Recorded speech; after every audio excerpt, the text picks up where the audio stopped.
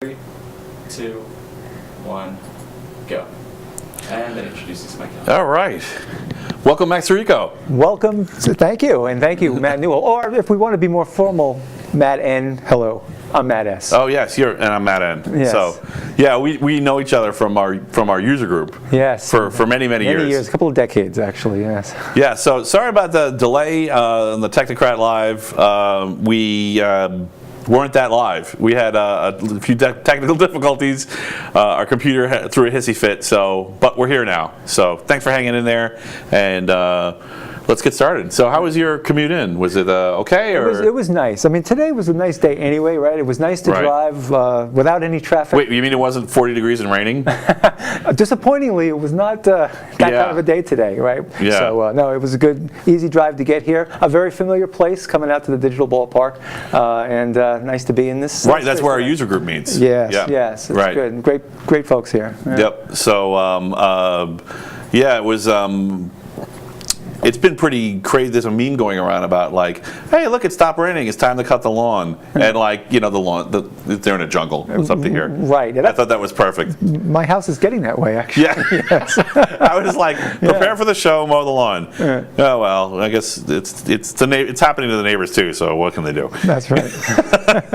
So anyway, it was good. How did you come out here? Do you still ride motorcycle, by the way? I do very rarely, because the thing is, most of the time when I'm going someplace, I'm either carrying a load of stuff or I've got people with me. I've got my family with me, right. And so I'm ferrying them here and there and everywhere. Yeah. And like it doesn't really, errands don't make sense on motorcycles. Yeah. Medium commutes make sense. Long hauls make sense. Short mid hauls make sense, but short haul kind of station running doesn't really work. Right. So because I'm actually driving here saying, boy, Matt N's got a nice day to ride on his bike if he's riding out to the show today. Yeah, so, I would. This actually coming to the show would be perfect, and I've been meaning to come, but my garage is in total chaos. Oh. So I just got a bunch of big deliveries, and I'm like, it wasn't worth digging it out. But yes, probably in the next few shows I will ride in. Awesome, good. I'll make sure to show off the helmet. Right, but drive the bike right into the show if you want. Yeah. it'll be a prop. People are like, what show am I watching? This is the Technocrat live. Yeah. And we'll hack into its computer and tune it, and then you'll be like, oh, okay, now I get it. Now I get it. Right. I almost brought I have this really great. So I mentioned in the last show, and I'll mention it again because now I've got my hands on it and it actually works. Kind of. I haven't done all the tests yet, so I'm not satisfied. But I've actually got this great electrical generator from a company called Ego, and they sell them at Home Depot. So they're one of the battery-powered power tools, yard tools in Home Depot. And I'm not pitching for them. Right. But I mean, it's a lot of promise. You can take 4 lithium-ion batteries, so 7.5 amp-hour batteries, and put it on a unit and power 3,000 watts peak. So and it's pure sine wave for the people who are into inverters and know what that means. So that basically means you can run anything on it. It's not just whatever junk. So yeah, I actually picked it up and I'm really psyched about it. I'm maybe bringing it in for show and tell. Sorry, I missed this one, but if you're interested, leave something in the comments and I'll lug the thing in here. It is substantial. It's the size of a generator. Very nice. So I have some news, so I hope you don't mind. Do the news, man. All right, so there's actually, you'll probably be interested in this too. I held off on telling Matt about this because there might be some reactions. So I don't know if you're a Firefox user, but there was a thing with Firefox, and I've been talking on the show about Web 2.5 and Web 2.0, Web 2.5, and Web 3.0. And the idea is I'm using these terms consistently, maybe differently than other people, but I found that other people are more chaotic. And I really needed to nail this down. I may make a cartoon at some point. So Web 2.0 is basically the walled garden. Facebook, Twitter, all your data is locked in with this vendor. And if you want to keep your followers, if you want to keep your posts, if you want to keep all that stuff, you got to go to that vendor, and then they provide it for you under their terms. Right. And so Web 2.5 is kind of Kilroy. It's peeping over the wall. It's reaching over using some mechanism to reach over the wall and pluck some of that data out and put it on the outside so you can see it there too. And then Web 3.0 is basically public metadata in a completely open source fashion, everywhere and open. And not just uncensorable, but also uninterruptible, like the rest of the internet, like the internet was meant to be. Sure, sure. So, let me go back to Firefox. Firefox broke, and the cert broke. Yes. I wanted to mention this in the last show, and I actually forgot. Sorry about that. What happened was you'd be using Firefox, and if you had any add-ons, even some of the officially blessed add-ons from Firefox, they just broke. All of them broke all of a sudden. Yes. It turns out it was a cert problem. They didn't sign a cert, which, of course, you know. Cert signatures are very quick to fix. Absolutely. You know, you know what's wrong. You know, maybe an hour if there's a really convoluted process. It took them half a day to fix it. So I was a little suspicious that it was a trial balloon to try to stop Web 2.5 because there's a ton of different clients out there, Web 2.5 clients that are killroying, and the way they do it is they use your browser to peek in over the wall into whatever walled gardens. The most popular one is, at least now I found 3 vendors, and this is all pretty recently, of Web 2.5 clients that will, whenever you go like on Amazon or Walmart or any kind of shopping site, they'll actually use the product data from the shopping site, scan all the other sites on the web, and tell if you're getting the best price. So they're using it in a very commerce-oriented way, and it's going to be a really hard argument. I mean, because they're making money on this, it's going to be a really hard argument to argue that they're doing something wrong. Right. But the same technique can be used to like pluck your tweets out or whatever. True. And that was very suspicious what happened with Firefox. They did fix it, and it's fine now. So, and someone had actually mentioned in the user group meeting, like, well, who cares? You know, like it's fine. Everyone's just Firefox or Chrome anyway. Yes, but it's a fork of Firefox or Chrome. So if they make a decision you don't like, you have your own fork, and that's how open source works. Exactly. Right. So I have noticed, and just to give you a quick example of Web 2.5, I know a lot of people think that Gab is political, and it definitely is, but it's not always the same politics, and that's the mistake that they're making. So one of the things that's interesting about Gab is they have a Web 2.5 client called Dissenter, and it just sits in your browser, and when you go to different pages, it actually comes up with a little indicator saying, hey, someone's made a comment on this page.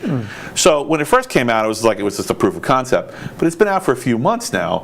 I'm starting to see those little comment markers on a lot of pages. So if you have any interest in any kind of web content whatsoever, regardless of whether you like Gab or not, you probably want to sign up for an account and start looking at the sites that you care about to see if anyone's put comments on Dissenter. They're on their own network, and you know, like if you don't, because otherwise you don't know what people are saying about your site. Right. You know, regardless of what you think about, and a lot of it's been positive, but not all of it. Some of it's been highly negative. So something we might look into. Good. So I don't know. Did you hear about the Huawei ban? Is that how you Huawei? Huawei ban. They're a hardware manufacturer. Huawei. Okay. Not to be confused with Wawa. What? That is not how I would spell Huawei. I believe you. It's Chinese. That's funny. I was pitching this show. I actually advertised this show as being, not knowing how to pronounce something just means you know how to read. Yes. That was my joke for the show. And it actually came true. It only took 8 minutes for it to come true. Give yourself credit. It's 8:55. All right, there you go. All right. Yeah, good work there. All right. So no, I'm not aware of that. No. Yeah. So they actually, there's Trump just signed it into law. I don't think it was his baby. I think it was someone else's. But basically banning companies from using their hardware because there's some kind of backdoor issue. So I don't know anything else about it. I don't know what's going on with that. But this actually could be really significant if you had a major hardware investment. Absolutely. At first when I read it, I'm like, oh, this must be government agencies, right? He must be, there must be an edict, like the DOE can't use this because it's too dangerous. No, it was for American companies. Yeah. So, I mean, we've gotten to the point now where backdooring is manufacture of backdoors is enough of an issue that we're willing to interrupt commerce for military security. This is a big deal, people. This has not happened before. Right. So, if you think everything's peachy and hunky-dory with China, maybe not. Well, Yeah. Right, we always have to be a little cautious about these things. And Right. There's been a few backdoors found in the past, but they never did a ban. Usually the market just sorted it out and went, oh, okay. Right. But these guys are really huge and they dominate. So might also. So if you see a sale in Micro Center, check the manufacturer's name on the motherboard before you. Oh, what a If deal! the price is too good to be true, it probably is. Yeah. So there's also a bug in Intel chips. So if you haven't heard about this, called zombie load, and this is a read random memory segments bug. So it's pretty severe. Yep. So if you, it might be time to update your operating system. There was patches on Debian. I'm assuming they were related to it because the timing seemed right. I didn't actually get to go in there and read the errata, but yeah. Right. And finally, and this goes back into what I was talking about with Web 2.5, we have our first web major player with a Web 3.0 application. All right. Metadata on the uncensorable, unmutable peer-to-peer web Right. from the get-go. Wow. And guess what company it is? I actually don't know. You don't know. You didn't cheat and look at the notes I ahead of time? didn't look. I wanted to be fair. Microsoft. Get out. Is that right? No way. No way. It's a thing called Ion, and you can use it for logins, like you use a Facebook login or a Google login or whatever, and it's on the blockchain. It's on a blockchain. Wow. So Is that crazy or what? They're the freaking good guys, man. Yeah. Well, we got to investigate this a little more because I don't know. And so there's an open certification. There's a WW3 certification, Okay. and actually the Microsoft, somebody, I don't know if it was Microsoft or somebody, was complaining that Facebook wasn't really playing nice. Oh. Surprise, surprise, because they're like the Web 2.0 juggernaut. Their walled gardens have the highest walls. Right. So they've got the most to lose. They got the most to lose, and they're like, yeah, we love this idea. This is great. We're going to help. Oh. I'm helping push the car. I'm helping push the car. We're going to really, they're not really helping. So, but yeah, go Microsoft. Well, it's funny because we have an inside joke in our user group about Microsoft and other technologies, right, that aren't open source. But in my company, we actually use Microsoft Azure as our hosting provider, and we put more and more in there. And we all could be skeptical about that. Those of us who are who think Microsoft is still the the evil company out in out west, but we use it, and day to day, night to night, it's working. How responsive are they to like customer service requests and? Interesting. There actually was a fairly major outage about a week ago that affected us. That affected the. We never have outages here at the Technocrat Live. No, not outages at all. Crap happens. It's fine. It's just a delayed start. It's different than an outage. Yeah, because that's you true. haven't started yet, so you're not out. Trying to do something. It's fine. It's okay. I'm just razzing him. Steve's a pioneer. I asked him to do something new, so it's my fault. No, he's a pioneer. You got to take the chance. But no, at Azure actually there was a problem with DNS caching, and that affected a lot of their SQL Server instances. So the side of our company that uses the Microsoft technology, our product, everything went down. But of course, if you go to the Microsoft Azure status site, they're a little slow about changing those little green check marks to red flags. So, right. But it was a fairly major outage that affected several regions for several hours. So were they giving you guys constant updates about what was going on and what the state of things were? Not really. Okay. Yeah. Did they give you an ETA that was accurate, or? By the time they posted ETAs, the services were starting to come back. But again, this is still. Did they have a strategy that would have beaten this, like a multi-region strategy that if had you used it, you would have been safe? We have a multi-region strategy, and apparently it was an update. Engineers have to do updates sometime during the day, and their process failed, from what I understand. So okay. So there's somebody red-faced sitting in an office somewhere in the world who's getting a talking to. Right. So we've actually this kind of brings me into something I wanted to talk to you about. So are you familiar with site reliability engineering? A bit, yeah. Yeah. So we had our current secretary actually did a great talk on it. There's a Technocrat Live where he does a description. That's one of our clips. Okay. So so that model is a little different than the DevOps. I know are you guys using DevOps? Yes. Yeah. So but it creates error budgets. So what would have happened in that situation is the error budget would have been blown. But actually, I want to go one step further to the Netflix model, where they basically just encourage everyone to act like Loki, and just like, if you can break our stuff, break it. Figuring that if our own guys can't break it, nobody can, because it's just movies and who cares. That's basically what the like, nobody's life support is on Netflix, so let's do this, guys. Well, it depends what movies you're watching. I mean, some of the stuff is important, it depends. People may die over spoilers yet. I see it coming. Yes. There's going to be a series of serial killings called the spoiler murders. So we have a 1 month spoiler rule here. So you're just like, after that, you're on your own. That's fair. So that way we won't be the first targets, right? Right. You don't have to be faster than the bear, just faster than the slowest camper. Yes, that's right. Very good. We will not be victims of the spoiler murder.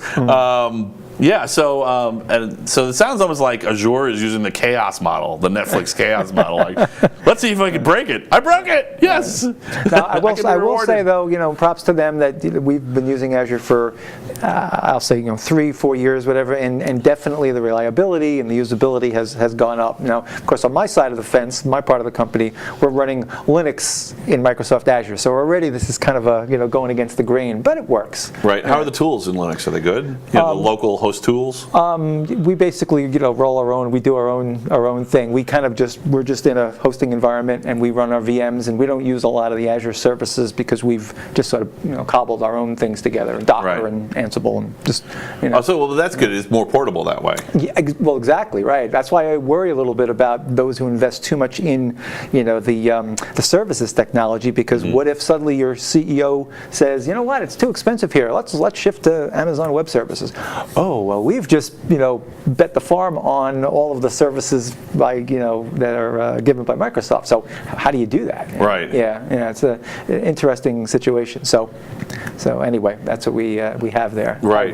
Do you want to talk about your company at all, or are you just? I'm happy to talk about my company. It's kind of interesting. Technology. I don't. Well, no, I mean, totally seriously, because some people are under NDAs or non-disclosures, or everything's secret. Anything that I say is totally legal. So don't worry. Okay. Totally legal. Yes. Right. Okay. Yeah. So my company actually was founded in 2011. So we still consider ourselves a startup. We were formed from the digital health group from Intel and the similar digital health group in General Electric. So they decided to take those two groups and form a company that would do technology for healthcare. Okay. And so in 2011 Good, I didn't come out too hard on Intel. Yes, we want to be a little nicer to them. Yes.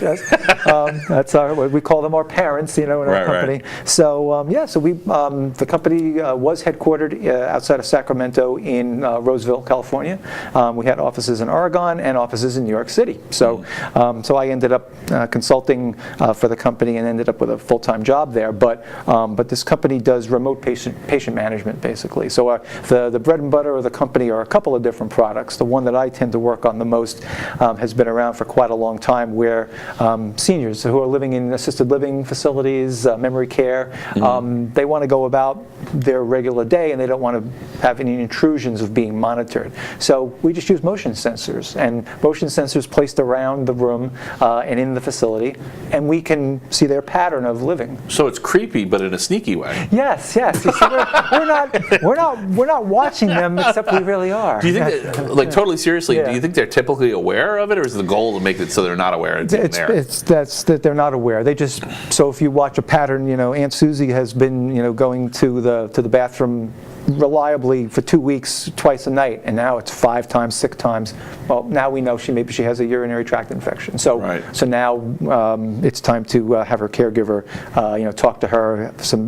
Better is this like a replacement for nursing homes? Is that kind of like? No, but it's something that a home could use as a supplement to the. Well, I mean, care. But think about it, right? So you're an adult child of a senior parent, right? You're facing the decision: am I going to put my parent in a home, right? And something like this technology means you might not have to. Right. You'd be able to just wire up their own residence with this stuff, and then a caregiver could be brought with like not someone who's at risk of sudden cardiac arrest.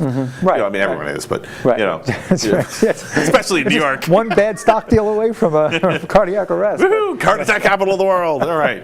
So. Yeah, so I mean, it is possible, and I know that our company had tried to market the product for home use as well, but it seemed to just settle better into the managed living, senior living space, Right. The institutional space. So we have that, and the other side of the fence, the more the newer, is lack of imagination on the part of the possible customer. This is part of the problem. I mean, if people really understood what this meant, I mean, that awkward Thanksgiving dinner wouldn't have to be so awkward when everyone's like, "You put grandma in a home." I'd be like, "Well, I didn't know there was any alternative." If people were more technologically oriented, that is they true, would right. they would have taken this seriously as a home use product. Right. I'm actually pretty bummed out. So what's the name of the company? So you do still sell home use kits, right? Or actually not right now. No, it's again, it's really just meant to. They just couldn't pitch it. Yeah, and the technology right now that we use. Is there a possible retail path for this in the future? Or? Well, the way the company is positioning it right now, they don't feel that this is business to business type stuff. They don't feel that this product. There are other products that are, but this product is going to really be used in that way. But the other product that we have, so that product is called Quiet Care. The product that is seeing a great expansion is called Health Harmony, and Health Harmony is very simple. You have a tablet. Right now, it's an iOS tablet, but we're expanding to Android, and Bluetooth devices. So now you are in your home, and now the doctor can watch a video of you, interview you, can monitor your blood pressure, your step on a scale every day. So you have a health care program that you follow every day. We take your measurements remotely, and your nurses and your caregivers can look at the data and assess your health. So that's definitely a more of a home use. Right. Yeah. So that's exciting, but honestly, the Quiet Care to me, maybe it's just my nerdiness is coming out, but I just think that's also you probably creepily intrusive, but also phenomenal. Right. I mean, like if I was on the rope, all right, it's a joke, but it's not. Like my wife once in a while will come out when I'm working on a project in the garage or something, or working on a car, come out and say, "Hey, how you doing?" Make sure I'm not dead, or I don't have a car hasn't fallen on me and I'm pinned under it and can't get to my cell phone. Yes, because right. it's not, but like, that's one of my fears when I'm older. I don't want my kids to have to face that decision. Right. Right. Yeah. Anyway, sorry. I know that's not what they do, but it would be really. It's a shame that they bailed on it, and I hope that in the future they feel comfortable that it's a good cost model to go back to. I guess the real problem is if you're putting sensors all over your house, you got to maintain that. Right. You almost need an alarm system company kind of style service company to come in and deal with that in the house. True, and that actually is a large part of the problem. Again, the technology that we use now, the product is kind of sitting there, and we haven't really had a lot of resources to develop it further and to use some of the newer technology. It runs on Zigbee, for example, and so right now it would be nice. What's Zigbee? Zigbee's can't quote you the actual protocol. I know Steve could look it up, but it's a protocol. Okay. Yeah, that's what I meant. Yeah. Zigbee.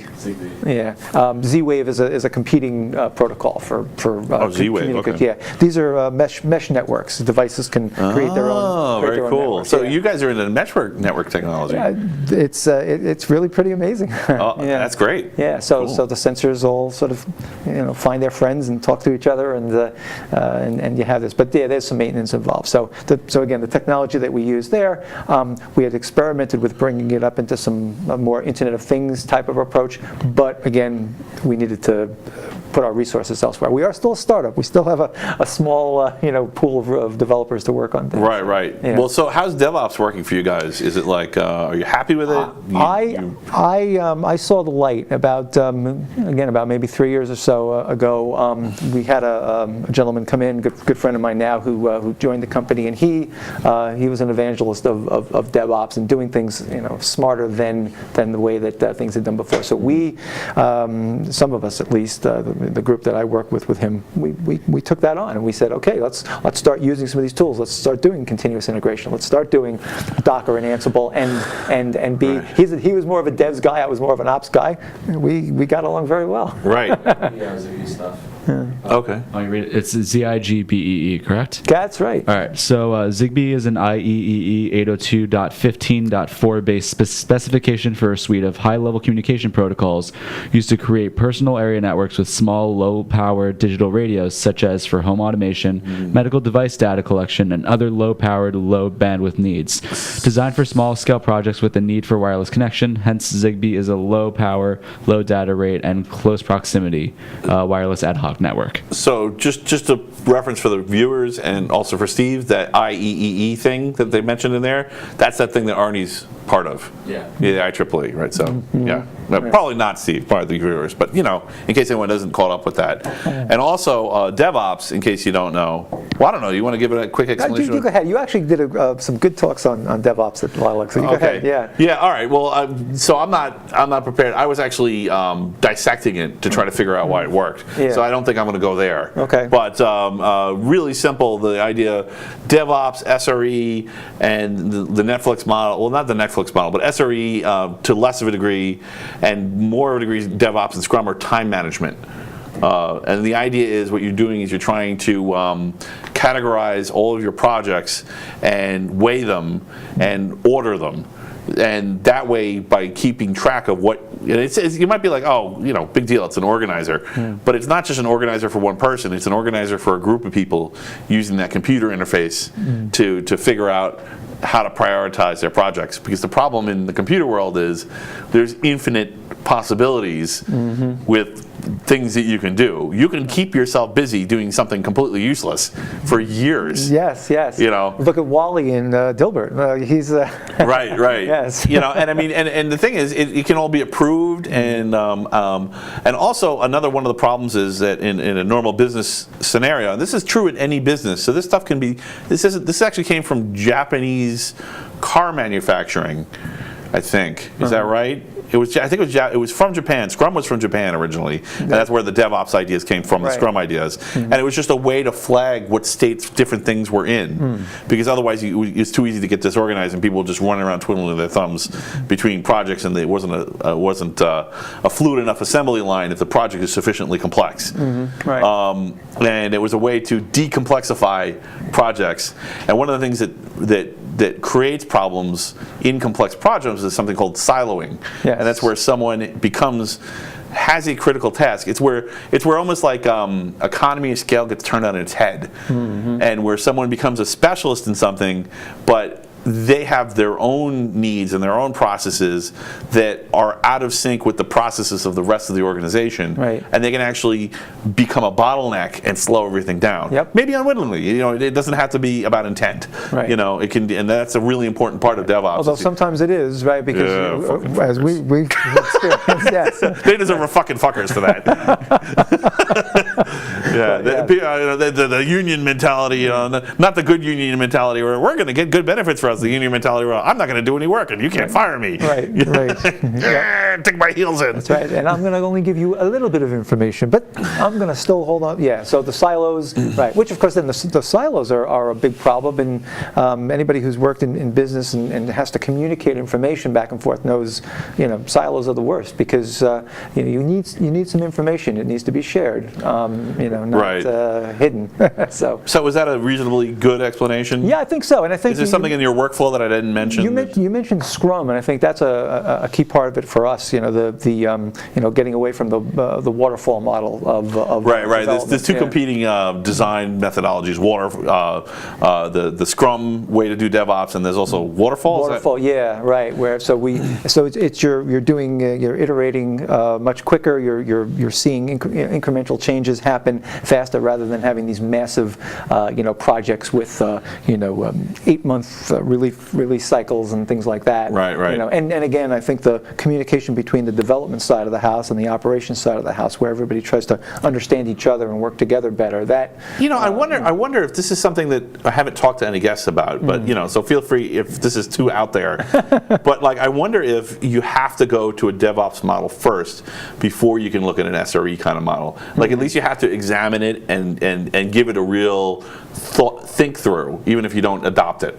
In order to get into the mindset where you can start doing error budgets and organizing people. That's a conceptual leap, right? It's just it seems like it's too far out there to like go from just a ticketing system where everything's a problem, right? And it's flat. That's the problem with a ticketing system. Like you experience them all the time, even if you don't realize it. If you have an order number with a company, that's a ticket essentially. Absolutely. And it's a flat system, and everybody's orders equal. And the thing is, within a company, if you're trying to get to C, you got to get A and B done, and if B is siloing, you're never going to get to C. And if they're all flat, it doesn't reflect the importance of B being timely.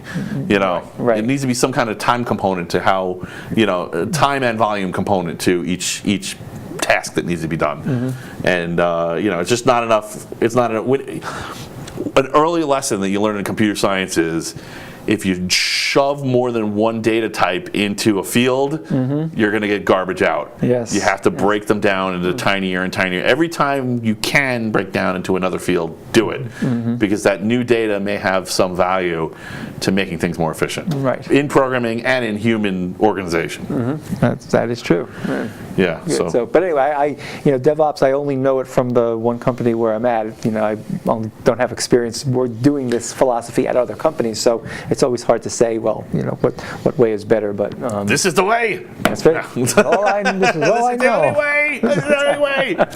Right. Yeah, we know how that goes. I think that you're going to have to adopt it to different, because also different companies have different priorities. I think that's why some have the waterfall model, which is more of a fire-ready aim, and you guys are it makes sense that you guys are more of a Scrum model, which tends to be more of a down-to-earth kind of like, okay, we can't fail, like ready, aim, fire, ready, aim, fire. Right, because even if it's a highly redundant mesh network and there's some expectation of failure, things are going to be critical at some point. Right. There's going to be a critical level of failure where it's like, oh, this is not okay. Yes. Yeah. Yes. So, but again, it works well for us, and we are a small company, so we really need to make sure that the communication channels are good. Anybody's got a block going on, that a silo or some problem like that, we got to let each other know about it. And we're also remote. I work remotely from Long Island. We've got other people, engineers and salespeople, and everybody working from different points around the country. Yes, we're centered in California. We're actually now in Folsom, just down the road from Intel. We moved. But half of the company, maybe a little bit more, sits in an office, and the rest of us are remote. So our communication skills have to be good. Yes. Right. And we use Slack. Slack is good. Really? Tell me about Slack. Yeah, Slack is a really awesome messaging app.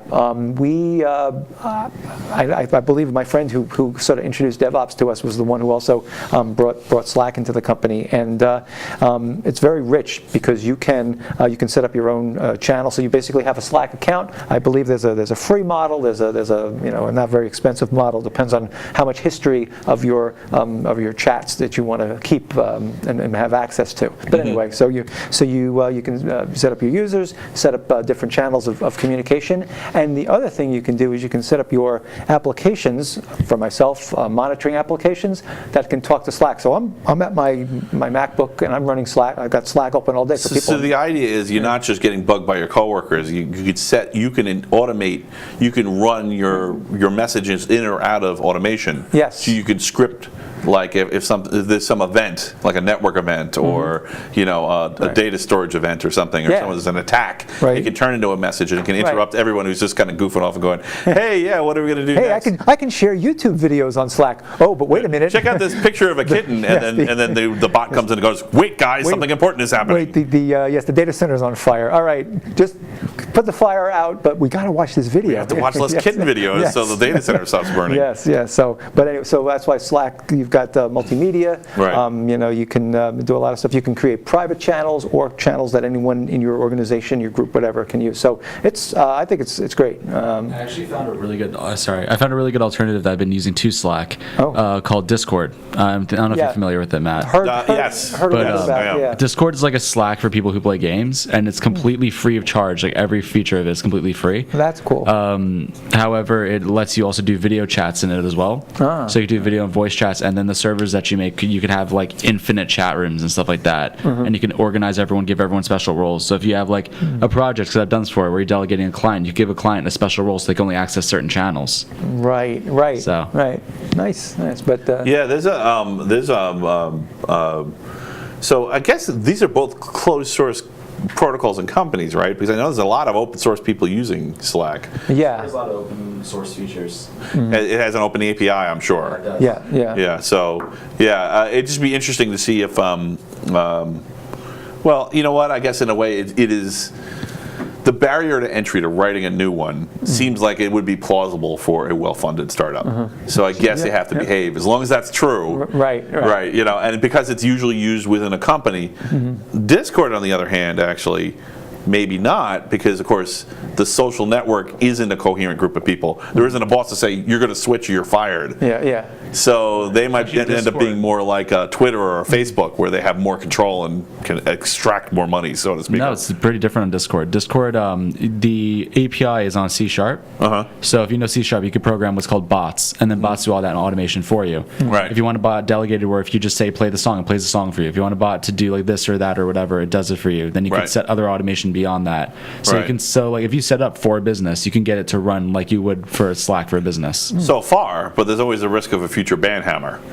You know what I mean? Yeah. On Discord, no. No? Discord's not like that. There's no like administration. If you say like the wrong words or whatever, you get banned. It's Right. entirely at like if you get So banned, far is what I'm No, saying. but no, what I'm saying Twitter is- used to be like that too. It was completely No, what I'm open. saying You is could do that whatever you wanted. the way Discord is that like if you say something that the server host doesn't like, then they ban you from the server. Right. That's it. It's not like Discord administration gets involved with that. Oh, I see. So Yeah. so it really, the Discord is just a protocol with a central metadata server, but the actual administrators of the Discord servers are the ones So you're calling like- shots on what can happen on that So server. you're in different spots. Think about it like Facebook groups, you know? How like you have different Facebook groups, but So, if you so Mumble ignore, also has something like this too, which Yeah. is like kind of has Skype features in it as well. So there was there's one that was like oh geez, I forgot the name of it. Well, anyway, there's an open source one that's basically descended into chaos because people who took over servers and made it highly political. So and there was a lot of buzz about it. I remember in our user group, and it just kind of faded off, and everyone, whatever, Right. And they switched over to Slack. Oh, well, Yeah, but that's good to hear. Thanks for the info about Discord. I hadn't really played with it, so that's good. That's good info. So, and I'm glad to hear there's a C#, and of course C#'s available on Linux now too. So Yes. it's not like and Apple, so it's not like you're trapped in one platform. Right. Microsoft's really done a great job of getting away from that. I hate to sound like a fanboy. Yeah. They're making it hard to not be positive about them lately. It's funny, right? I wasn't sure we'd ever get to this day, but then again, I wasn't sure we'd ever get to the day where Linux was so Remember, like 10 years ago, I'm like, Linux has won. Yes, right. I'm not so sure anymore, but yeah. Not against Microsoft. I think Microsoft is not the problem anymore. I think if anything, it seems like more people have been pitching for these mega tech corps, and it's not all bad. Right. And I got into discussion with who was it? One of the guests, and we were talking about how they really do a lot of good in open source, and they contribute a lot of code. But the problem is they contribute code in a very narrow band, right? So like if all open source is this, the big tech companies are heavily contributing in this little strip. Yeah, and not in this, not in the periphery. And sometimes it's about solving weird problems. So Right. I hope that that's unfair, and I invite people to tell me why that's unfair. So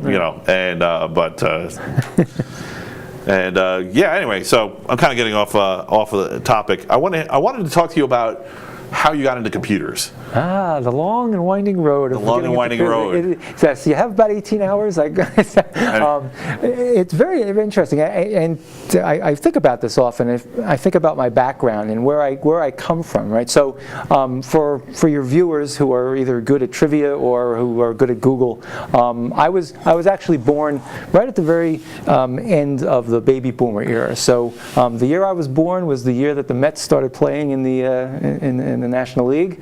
And I actually have the reproduction of the front page of the New York Times. Well, you look good. Well, thanks. The front cover of the New York Times. I think I'm more gray than you are, so. And gee, we have the same number of children, I think. How did that happen? Same name, same number of children. Yes, this is interesting. But anyway, so Marilyn Monroe died the day before I was born. So that's how far back I go. Wow. So anyway, and at the time, my parents are both blue collar people. My father was first generation. His parents came over from Italy. Yes, really did come over on a boat. And my mom's grandparents came over from, I believe, Sweden. So, and both of my parents and their families worked blue collar jobs. Very interesting. So my father's family my grandfather was a tailor, my grandmother was a seamstress, and my mother's side of the family, they all work for the New York City Transit. So here I am born in Brooklyn. Which, by the way, the technicals of the New York City transit system haven't really changed since then. You're right. And actually, yes, apparently that's not a good thing, according to the mayor and the governor and everyone. A very good point. Yes, Yeah. Some things don't quite change. That's what happens when you don't shut stuff off ever. You can't upgrade it. That's right. But anyway, so I was born in an era. Well, first of all, my background is of my parents who are of this. Their background, blue collar, right? So we moved from Brooklyn to Long Island. We actually moved on the day that Kennedy was assassinated. So again, trivia buffs, you can figure that date out. Astrologists everywhere are frantically shuffling paper. Right. So he's the one. That's right. So, but Long Island in the mid to early '60s started booming, right? But we had suburbs were exploding, and something else was happening. Of course, we were having the growth of a lot of schools, education, but the Cold War was still going on, right? And so, Kennedy was assassinated. The Vietnam War was starting to escalate, and so in the midst of all this are a whole bunch of thousands and thousands of kids growing up on Long Island who were being taught somehow, some way. So I know you probably didn't experience this because I know you're a little bit younger than I am, but we were taught the new math in the end of the 60s and the early 70s. Yes. Did you see Isaac's talk? I didn't get to see that part of his talk. Okay, so there's a link in Isaac's talk to new math, new math routine. So there you go. Yeah, he talked about it too. Yeah. So yeah. So and actually we thought our teachers in the early 70s that we were going to go metric in this country, right? So we actually learned. We pushed aside the whole imperial system and we learned everything metric. So I'm very familiar with with meters and cubic centimeters. I'm really I have a question. Yes, go ahead. So So you mentioned before that you were mechanical. Yes. And I asked you about it, and you said you do some carpentry. Yes, I do. Right. Do you do when you're doing carpentry? Do you have to sit down and do the math when you're figuring out an angle or a distance or something like that, or can you do the fractions in your head? Now, interesting that I can, right? Because I learned carpentry from my dad, and of course, metric system to him. What is this? So I learned how to use that, right? The imperial. So you learn how to. So reading eighths and sixteenths on a. You just have a gigantic table in your head where you memorized it all. That's right. But where it comes into a problem is cooking, because cups and gallons, I'm really bad with that stuff. Quarts. I mean, give me a liter. Give me a glug glug glug. 3 glugs. Yes, 3 glugs. Right. So unfortunately, the metric system was supposed to take off in this country. It really didn't, and all of us are in this wake of. So I can actually give you a contrast to this. So I built some stuff for my van. I'm not like a heavy woodworker, but I've built some pretty complex stuff with a lot of angles, and you got to do some math. It really comes in handy having the imperial system because you do everything in fractions. Yes. And the fractions naturally lend themselves to the math that you're typically doing when you're building small scale in inches and feet kind of woodworking. Right. As much as we like to move decimal points and okay, I know how long this has to be. It does work out. Yeah. So that was I saw this on a carpentry channel actually, and they were explaining that was why they did it. Right. And it's become like this very old kind of of tradition that was passed on from, because our brains just kind of happen to flow that way a little bit better than when you're doing things in decimals and you have to sit down and do the math on a sheet of paper, which of course you typically don't have a sheet of paper, so then you're writing on the wood with the pencil, and then you're erasing the pencil before you stain the thing or got under the wood glue and you can't get the numbers off. And you've got a mess when you could have just So made there's a it bunch simple. of 70s vintage furniture, and the way to tell if they're authentic is there's a lot of decimal math written in pencil under the stain. Awesome. That's awesome, right? Yeah, I don't know. That It could be true. It could be true. And now we're the Antiques Roadshow. Anyway, so keep going. How was that for a segue? Not bad. Yes, Not bad. segue. Now, I had a lot of friends whose parents, fathers mostly, of course, worked for Grumman, Sperry, whatever. So we had a lot of engineers on Long Island because we were racing to get to the moon. And I think for me, the fact that to actually watch broadcast of the moon landings going on, and I remember this, watching it in school, watching it at home, was definitely got me jazzed on science. And right. Yeah. So did you do any home brewed science based on what you were seeing, or? I think not. I don't think so. I mean, it's very possible. I just don't remember that as being. So just a quick thing. I know we have some very skeptical, conspiracy theory-minded people in the audience. So I assume you really think we went to the moon. Well, I actually saw a cartoon about this the other day, and basically the premise was that in order to make this be so realistic that NASA was faking this, that they had to do it on the moon in order to make it look really fake. So maybe that's what happened. So actually, I had a great conversation with one of our people in our user group, and he's like, "It's so obvious." That this was happening. This kind of skepticism was even stronger in some circles at the time.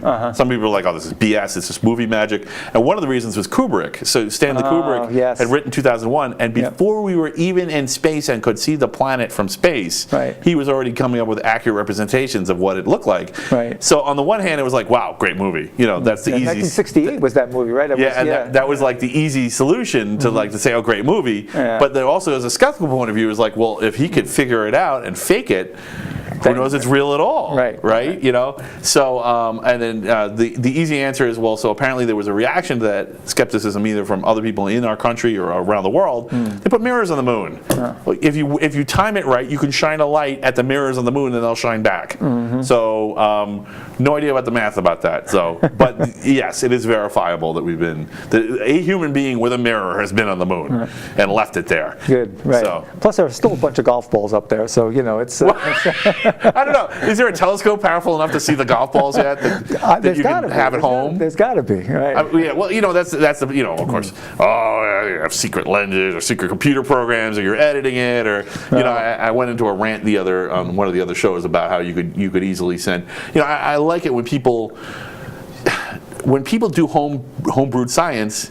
It's awesome because worst case scenario, they're just going to be just as skeptical as they were before. But best case scenario, you have a new scientist. Right. You have somebody who figured out how to shine the laser of the moon, how to shine back, and they're just like, they just have their moment of zen and they realize, I know what I'm supposed to do with my life. Yeah. I'm interested in making more scientists, and there's plenty of home. And another one was the Lilaggers did a Mylar balloon and sent it up into space, and you could see we had a space trip in our user group. So Yeah. So I mean, it's very possible. My friends and I just don't remember very well. It was a long time ago. Yeah. But I don't remember a lot of that back then. Yeah. People you believe it or you didn't. You didn't fight. You didn't fight the current. Yeah. We were too young to be skeptical, but I think we also just fell right into it, and we did. We enjoyed it. So I guess if you fast forward to the late 70s now, I'm in high school, and computers are starting to come into schools. But I was a geek, but the guys who were using computers in the late 70s and those were the real geeks. I didn't want to say that I was one of those geeks. I'm just an average run-of-the-mill geek. So I never associated myself with computers, and I don't know what they were, but they didn't even have. We're all geeks. It's just the time. That's right. Yeah. No video terminals. Right? These are the teletype, paper, tractor-fed paper where your output. Right. So that was my view of computers and technology. Well, I loved science, and I knew I went to college. to study science. And so having all of this background in the moon landings and just loving science and math, and we come to, and wanting to stay away from computers, we come to 1983, the summer of 1983, and there was this great movie that came out with Matthew Broderick and Ali Sheedy and Dabney. Inspector Gadget, right? Oh, well, that was a good one too. No. That's very good. Yes. It's a decade and a half later. Right. Yeah, it's good. But I mean, War Games to me was just phenomenal, and so I saw this movie and I said, you know, this is computers are cool, and I signed myself up for a computer science course that fall, starting my senior year in college, and I took the only organized course in computers that I ever took. I never studied computer science in college, and never studied programming formally except for that one class. Learned to program in Fortran 77. Oh yes, it was a joy. Wow. yes, it's pretty fun. Did you have a version at home, or was it just your? No, so I was away at school. So I did it in school and Wow. learned and did. How the much class. did it cost? Well, it was. I'm not really sure. I mean, it was all part of the course. That Oh, it was part of the course, my okay. my It was degree. included with the course. Yeah, Got it. yeah. So Yeah, I remember I was bugging my mom to get me. This is like time machine moment. If I could do one thing to go back in time and fix my own past, I would just bug her a little harder. I was bugging my mom for a copy of C to run on DOS, Right, and it was right. $300, and she's like, "I'm not doing that." that's It was a substantial amount of money back then. Right. But like now, oh my God, you have to do this, lady. Yes. You know, and I had a lot of computer stuff in my life, so it wasn't like I didn't have any exposure, but that would have been great. Yeah. I would have had a huge leg up then. for sure. Yeah, so, you know, you have it now. You have it for free, right? So all we were talking about all these barriers of entry. I hope you don't mind if I segue a little. Yeah, bit. it's awesome. Yeah. So You're right. You're kind of joking about how these, you know, those geeks were the real geeks, you know, but in a way, not really. They were kind of the technocrats in a way. Yes. You know, and the reason I say that is because, you know, barriers to entry don't make you a geek, and this is something that. We have something new in Linux to tap in now, particularly with Raspberry Pis, just because they're so cheap. Yep. And they can do 80% of what you can do on any desktop, right? You know, like maybe the high-end stuff, like, you know, the editing and streaming software we use for this program, or you know, like you know, kind of 3D modeling, that kind of stuff.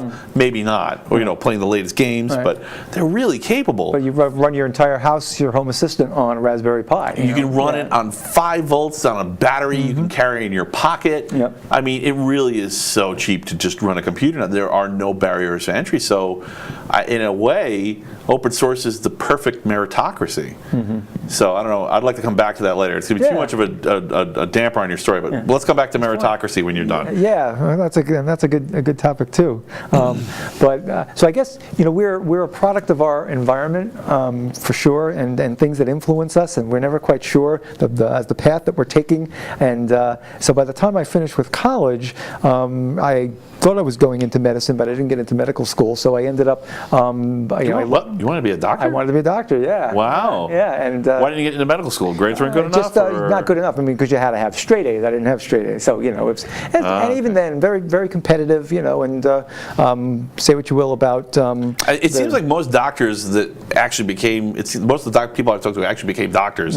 They had to try several times. Yes, right. And you have to be. Yes. You can't get discouraged. So And I did try a second time. If you want to become a doctor, or your kid wants to become a doctor, keep encouraging them if that's what they want to do. Oh, sure. Because you can't just give up. You know, Right. because nobody gets, like, it's not too common that people get everything just go smooth sailing the first shot. Right.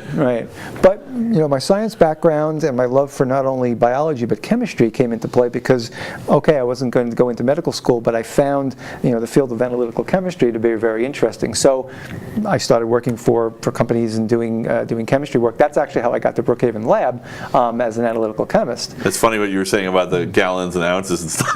Right. And you're working on chemistry degree. But thankfully, everything's in the metric system. Of course, yeah. Right? Well, that was. So it's good thing, right? All those people with the cooking at home are crazy, man. You guys right. know what's going on. That's right. Base 10, baby. That's right. We got that's right. You know, our volumetric flasks and everything are beautiful. You don't have that in your kitchen. Come on. So, that put me in a position to start to be exposed to computers because A, I was at Brookhaven Lab, and B, I was in a field where you know, computers were really starting to take off, and all of our equipment that we were starting to use in a laboratory Holy work. cow, how did I not know all this stuff about you? This is great. Well, we haven't known each other that long, so you know. Yeah, I know, right? Only a few 20, decades. Only 20 years, right? It'll take you 2.5 decades, right? So, so almost by accident, here I found myself immersed in computer stuff, and I realized sink or swim. You really got to learn computers, just like our folks today who have to figure out how to use their, or maybe our parents, the VCR, or your cell phone or whatever. Or even spreadsheets. I think spreadsheets have been dominating since like early 90s. So I think at this point, yes, it's a must. Right, that you need to no matter what your role is. And word processors too, and use a word processor the right way. If you're going to use one at all and not use licks. But anyway, that's beside the point. And LaTeX, I looked at all this computer stuff and said, I really would like to be able to. I wish I could program more than just Fortran 77 and really do stuff. And a friend of mine came along, because you know him too, Tim Saylor, right? And Tim said, you should really try Linux. And I said, Tim was your Linux What guru? is Linux, right? So this is everyone learned Linux started learning Linux back in those days. Had a Linux guru. Yeah. Someone who went, hey, look at this, you got to see this. This is good. Right. And this was like 1993, and the Linux kernel had only been out about a year or so or whatever, right? A year or two. Interesting. So, and one thing led to another, and we formed a user group at Brookhaven Lab, and we met actually I think it was every Tuesday, but we met once a week in our user group, and it was like for me learning a foreign language, because I had one meeting, people started talking about compiling their kernel, and I'm like, what is this guy talking about? Well, I better try to figure this out, because I was never exposed to that sort of stuff in a formal way of being educated. So, right. Yeah. So our user group was pretty cool, and we learned a lot of stuff, and we met every week, and then some of us left the lab, but that's where Farmingdale came in, right? And the Farmingdale, the flat group. Right. Right. I sent an email over to Tim and said, hey, you guys want to come meet over here? We're trying to make a user group. And they're like, we can't get people in the door. Right. Yeah, you can't come on lab property, right? Right. B&L is a Department of Energy property. Yes. And they had armed guards. There was a reactor on site. Right. It was. And that was even before 9/11, before security was really big. You still couldn't get in. So it was a really bad place to host a user group. Right. So you guys couldn't easily have people from the outside. You did have some people from the outside, though. We did. We did have some people come in and all, but the great stroke of genius was to bring together a group of young college whippersnappers and a bunch of starting to become old fogies from Brookhaven Lab and fuse this together into a user group. And as they say, the rest is history. But that's we've had a 20+ year run. Yeah, you were secretary for up until a couple of years ago. Right. And you got really busy. And you just were like, I can't do this anymore. I'm just too busy. And I get it. I mean, there's been times that I wanted to pull, just pull out. And at some point, I probably will, because you just said that 10 years ago. He's been president for the entire run. I take my job, please. Somebody come run against me. I'm not even kidding. I mean, really, it's fine. So there's advantages to being old and cynical. There's advantages when it comes to how do people really work? What will get people to a meeting? How do we get people to keep coming to a meeting? Yeah. And there's also disadvantages. I'm not in a college, and of course, who are all the new faces coming into the Linux world? People who are in colleges, so I don't get to interact with them. We used to meet at a college, but after 9/11, it really got a lot more restricted, right? Which hurt membership. It didn't. We still have plenty of members, right? But we don't get as many new faces in and out, right? As we used to. Right. We also were very fortunate. Not very far from here. We met at the Woodbury Extension for Cold Spring Harbor Lab for a few years too. Right. Yeah, and then thankfully. So Matt is definitely one of the co-founders of Lilug. So thanks so much for all your effort there and diving headfirst into this weird Linux thing. Yeah, well, before it was cool. And how important user groups or even considered serious. It was just considered hobbyist junk back then. That's right. There were a lot of hobby groups. There were the photography groups and the Mac users group, and then there were these Linux crazies that would get together once a month and have have this particular meeting, but we had some pretty good speakers. I think the pinnacle speaker, I actually looked this up before I came here today. Can you believe it was just about 10 years ago that Eric Raymond came to 10 years ago already? 2009. I've had my Marauder that long. I drove him home in my Marauder that day. Oh yeah. I mean, and to have a guy like that come out to Long Island and to answer questions. Well, I'm hoping to have him on the show. Oh, well, that would be great. Yeah. So the thing is, I want to give everybody, everybody's always in such a rush in our business and in our field. Yeah. And I just want to. I'm taking it slow with the show. There are so many interesting people in my life, and I want to give everybody who's interested in coming on the show. Some people have already declined, and that's fine. But everybody at least a shot to come out and say, hey, this is me. This is what I'm doing. Because there's so many interesting stories, and there's so much good crossover, and then to expand out from there. Yeah. So I mean, a lot of the idea for the show is inspired by Lilug's parking lot conversations, right? So we'd have a meeting, we talk serious tech. Someone would come up with slides, and they did lots of research, and maybe they have a demo, and then we go out afterwards. We talk, what does this mean? What does this mean for humanity? What does this mean for the United States? What does this mean for the tech industry? And it would just go into these wild places over the rainbow, and I'm just like, I could package this and sell it. And here we are. But it's not. And then more recently, I've been.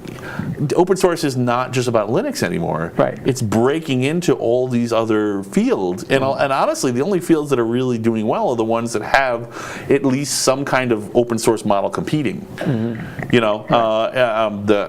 The art field, the copyrighted artistic kind of fields like music and movies and things like that are suffering because they don't have that. Right. They don't have an open source-ish kind of model. I don't think it would be open, right? Because I mean, I've done that and it was not that great. Right. And this about my book, and I didn't make a cent on it. Excellent lots book, of people, by the way. Yes. Lots of people read it, but it didn't make a cent because I'm open source. I'm fine with that. It was an experiment. I knew there was a risk, but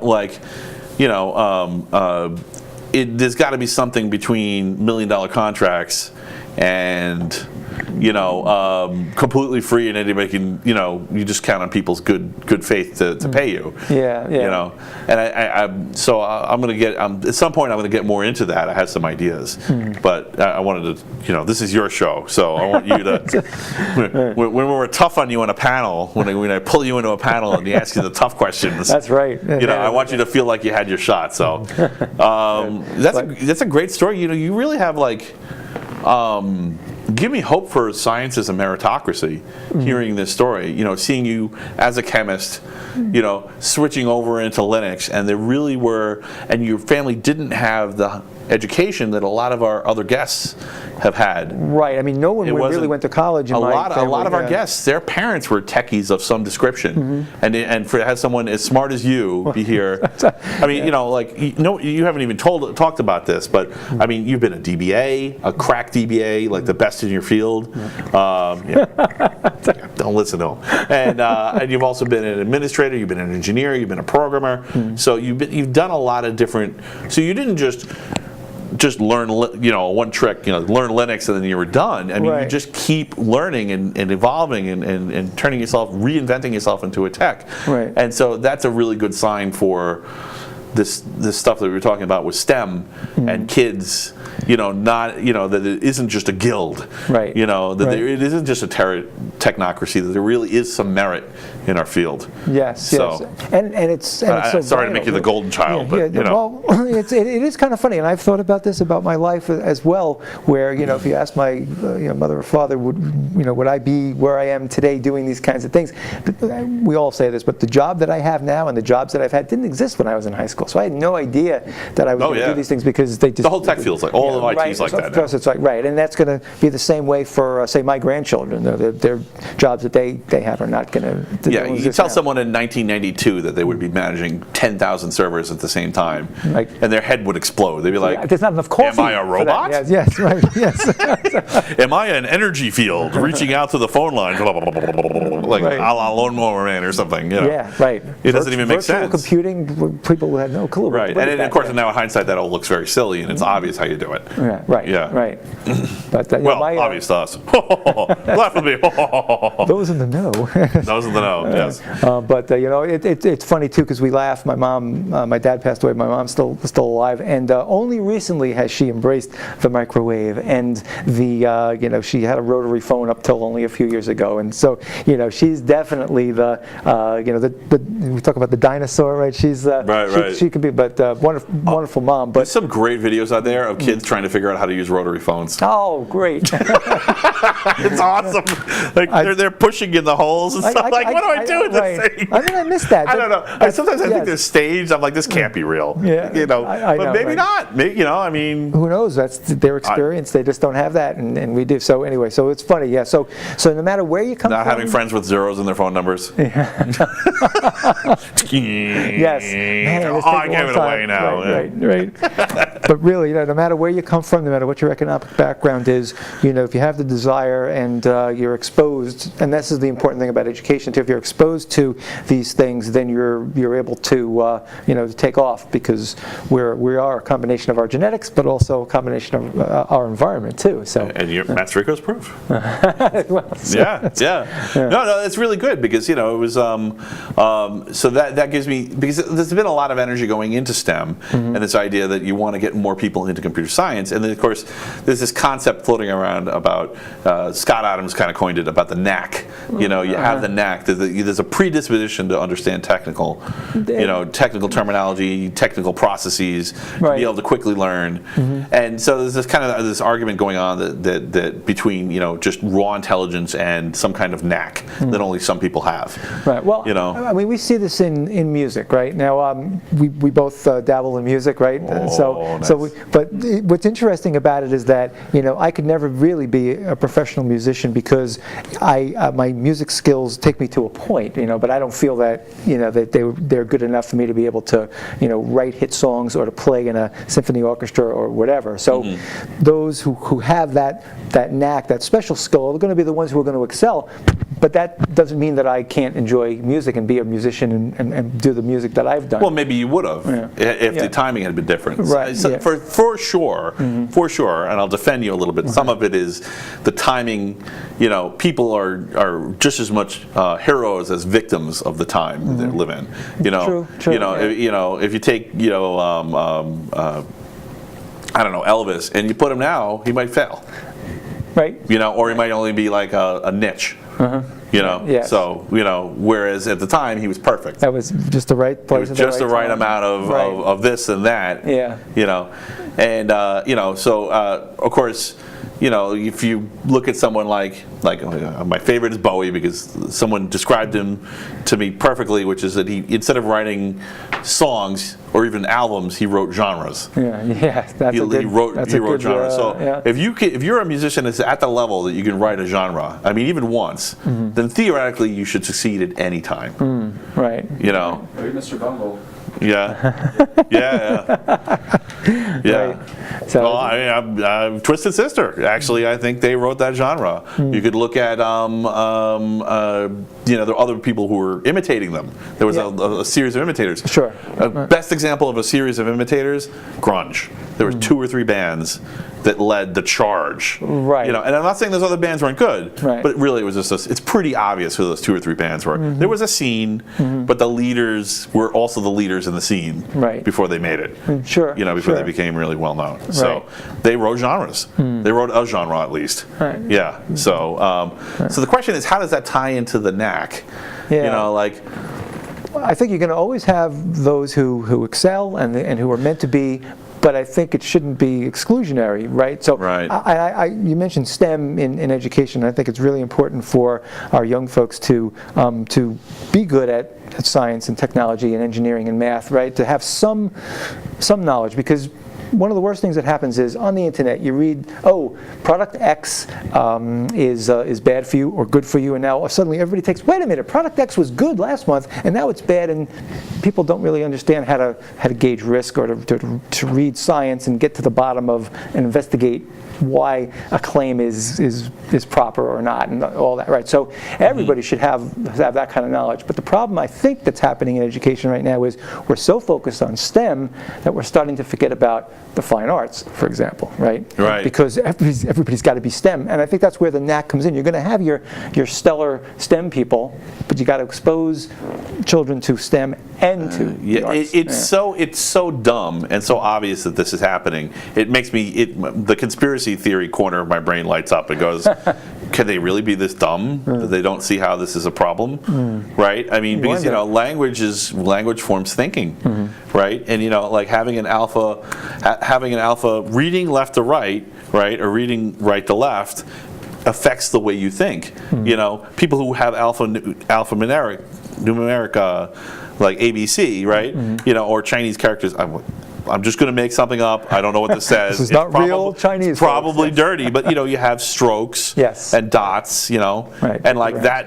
Oh God, who knows what that is? But Ooh, that's a bad word for I'm sorry if that says something offensive. But this, to when I see that, it's so. And this is not my idea. This is Neil Stephenson's idea, or maybe even before him there was someone. But it's so obviously a circuit board. It affects the way you think about it. And as opposed to where these linear strings of alphanumeric characters are so obviously a program.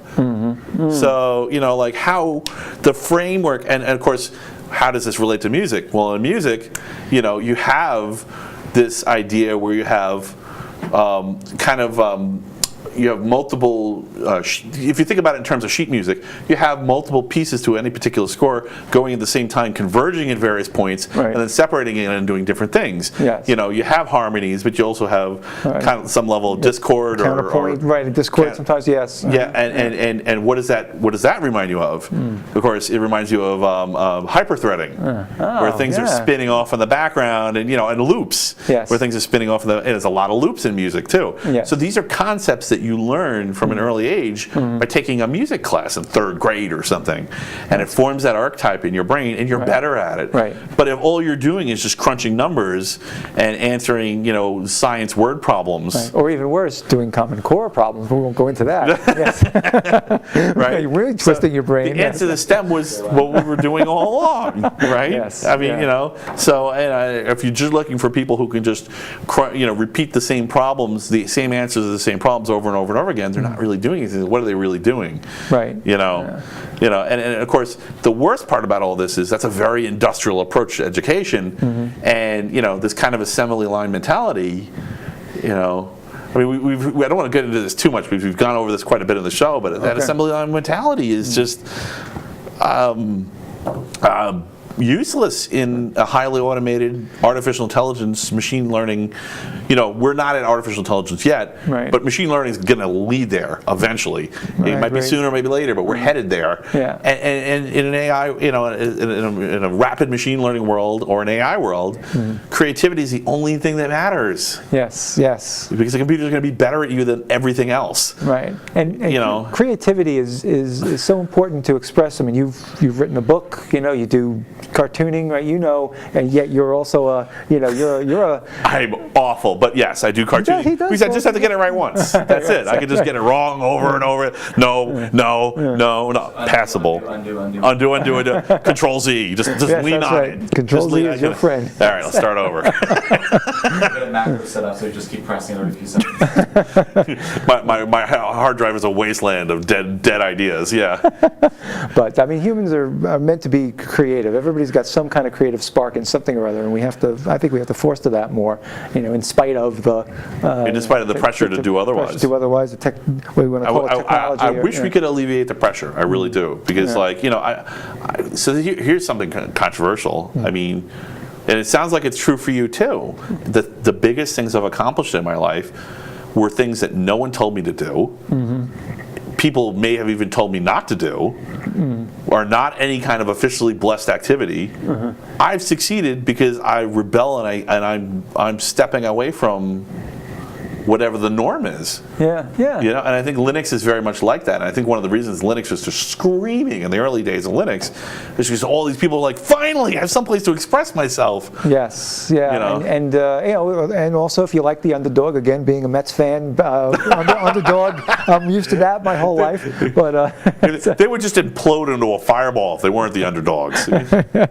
but I think that's very true. I remember that spirit of Linux as in those early years, and you know, you were like, man, we're catching on to something, but there was something very creative about it. I mean, I think, you know, open source in general is just lends itself to a lot of creativity, just in its model. But Right. I think we can't stifle creativity in wherever we are, even in science. Well, so good. Now I think we've finished your story, and we can come back to what I was talking about before. Sure. I think the reason for that is meritocracy. I think open source is the ideal case meritocracy. That it is literally the most meritocracy in science today. And I'm sure I just made somebody's head explode. And I don't freaking care, because prove it, man. I mean, there is no, to me, technocracy and meritocracy are sometimes at odds. Not always, but every, you know, one of the ways you can tell someone's a technocrat is because they claim to be part of a meritocracy. But I mean, there's always barriers to entry. There's barriers to entry to Linux. Right. They're just not that big. They're smaller than the other sciences. They are tiny, tiny, tiny. They're almost so small they're immeasurable. And I cannot think of another science that has lower barriers to entry. You know, literally for $21 or $29, you can pick up a Raspberry Pi and do the full, like 80% superhighway model of computer science. Right. Again, and that's just, you know, your hardware, and then you want to get into software. Software basically for nothing. You can get that. You can learn also for nothing, right? As long as you've got an internet connection, or your library, but your internet connection, whichever you've got, you know, a means of being able to learn too. Right. Yeah. Yeah. I mean, like I can. So I made a big claim. So I'm going to use a big source. So got to hang out with Alan Cox back in '97. In one of the early days, right before Lilac started. Yes. And it was back when the Flat Club, and I had tried to get some of the other people in the Flat Club, and I got a geek scholarship. And so I went there to meet Linus, and I'm on this great pilgrimage.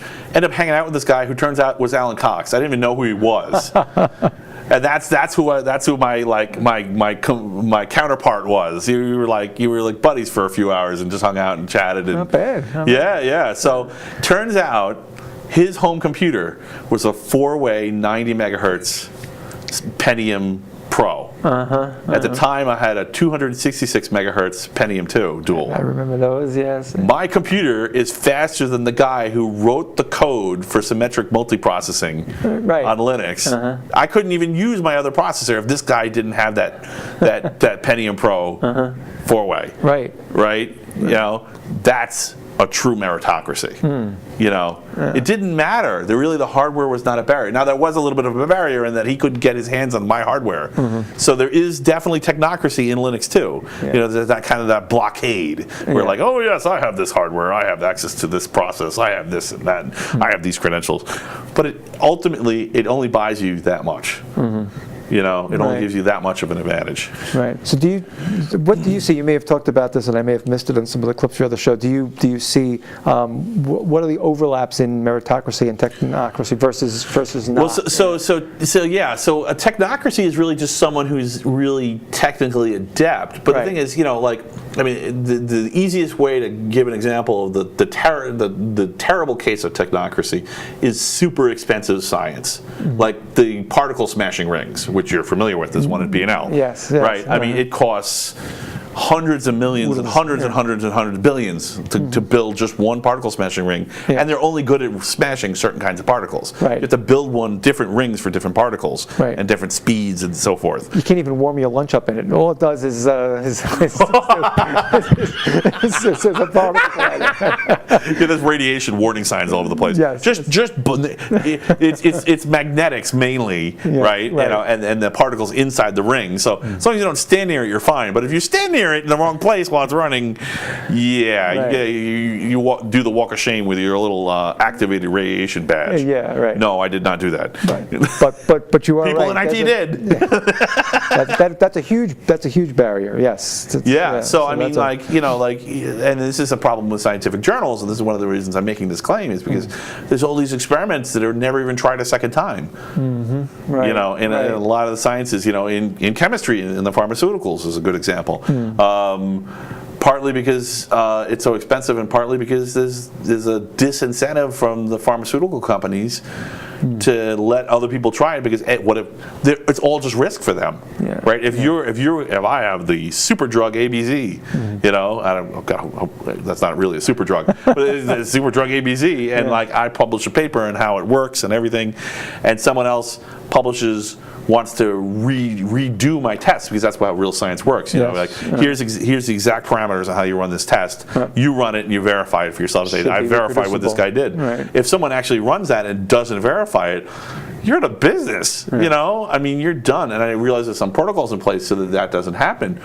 But you don't want there to be a limited number of retests. You want there to be infinite retests, because good science is always at the periphery. Yeah. So I guess what I'm saying with the technocracy is it becomes technocracy it's not as bad as oligarchy or the special case of autocracy. Autocracy is not really a threat because it can't compete with an oligarchy. But so we'll just ignore that for now. Yeah, just say oligarchy. Right. There's really it's almost like you have oligarchy on one side and a meritocracy on the other, and technocracy is how you play for one side and pretend like you're playing for the other, or you aim for one and you inadvertently absorb some of the elements of the other.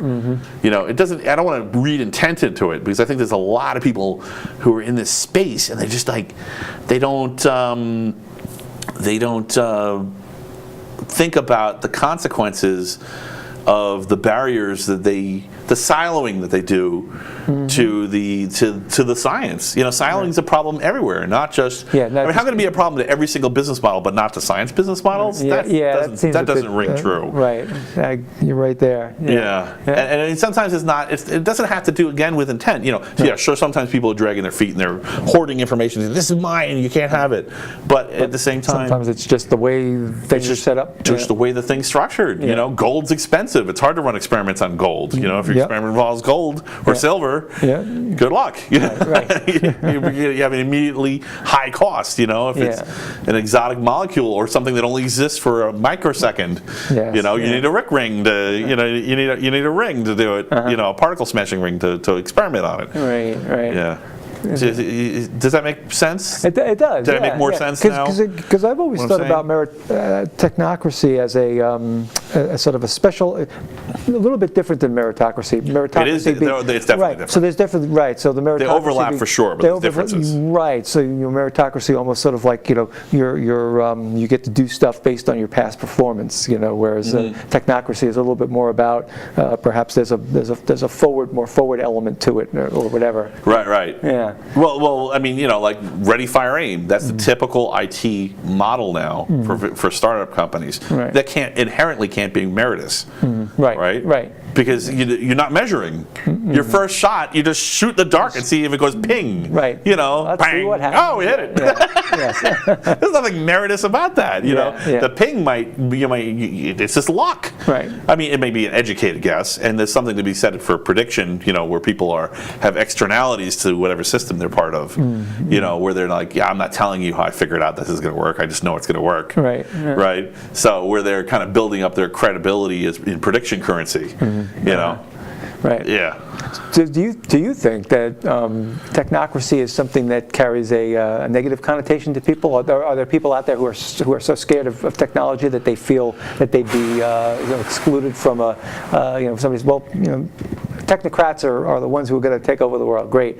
Are there those who feel threatened by that? Because I actually think people don't realize how technically adept they really are, right? Because technology is everywhere. But I don't know what you think about that. Right. So I mean, great thought experiment.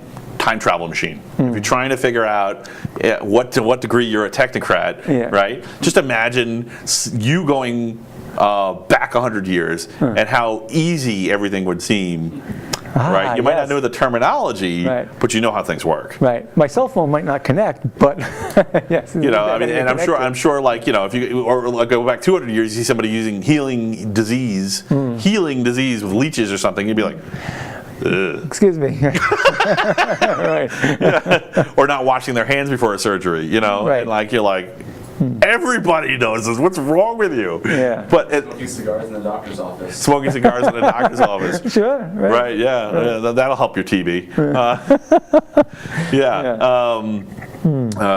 So, and I mean, and a lot of them kind of emulated the truth, but also you could think about it like, imagine somebody from then coming forward to now. What would they not know? Yeah. Pretty much everything.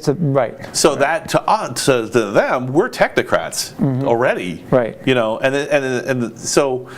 the thing that's interesting about this is it comes down to a lot of people have been complaining that, oh, you know, censorship is fine. A lot of people have been saying, you know, we're being censored, it's unfair. And a lot of the geeks, I think, are coming back and saying, oh, well, you know, we have to censor because otherwise bad elements will take control of our system.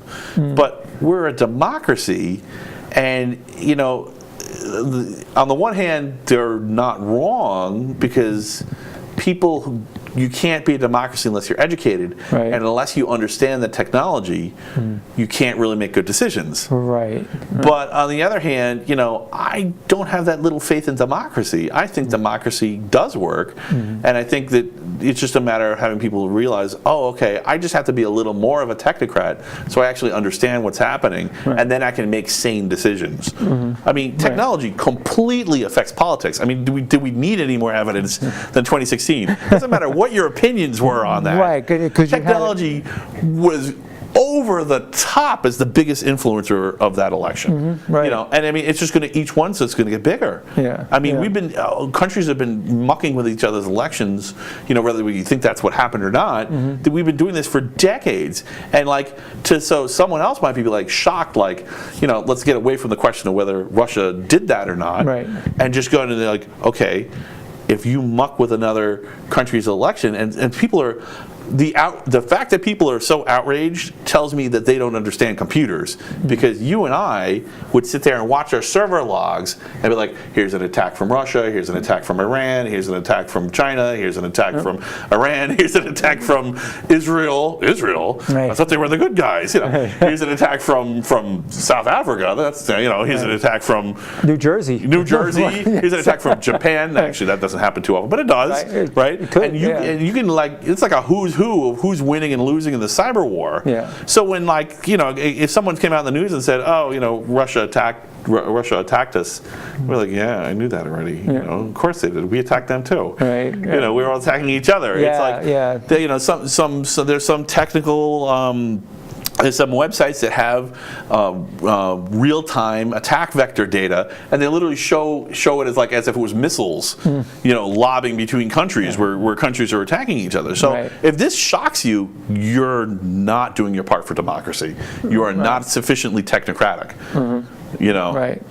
I don't know if that's fair. Am I being unfair, or or is there? You know, I mean, of course, everything's a curve, right? So we have to give people a chance to catch up and go, oh, wow, I didn't know that. Okay. Right. That we've been looking at these logs the whole time for 30 years and like, yeah, okay, I knew that.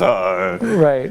Yeah, but the information is out there. Right? People are exposed to so much information all the time, and need to have the wherewithal to learn how to be critical of the information that they see and then process it and move on. I mean, this is, again, in technology, we do this all the time. Right. I think this is a skill that that young people need to have as well. Be skeptical of what you're seeing, but also you know, build on your knowledge as you go along, and don't just think, well, you know, the secret to life is just having a fast car and just, you know, having a great job not. Because sorry.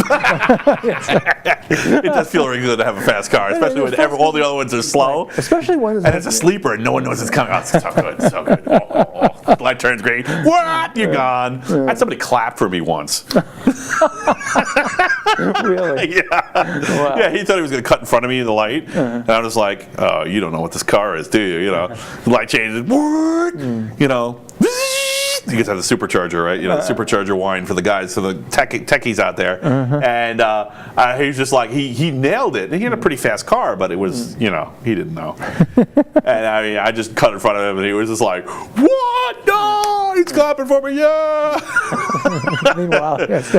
Yeah, he was gonna, you know, it might have been, if I had won by less, it might have been less macho, right? But anyway, it's funny. Well, I hope he learned from that experience. Yes, there's a lesson to learn there. You don't judge a book by its cover. Right. Good.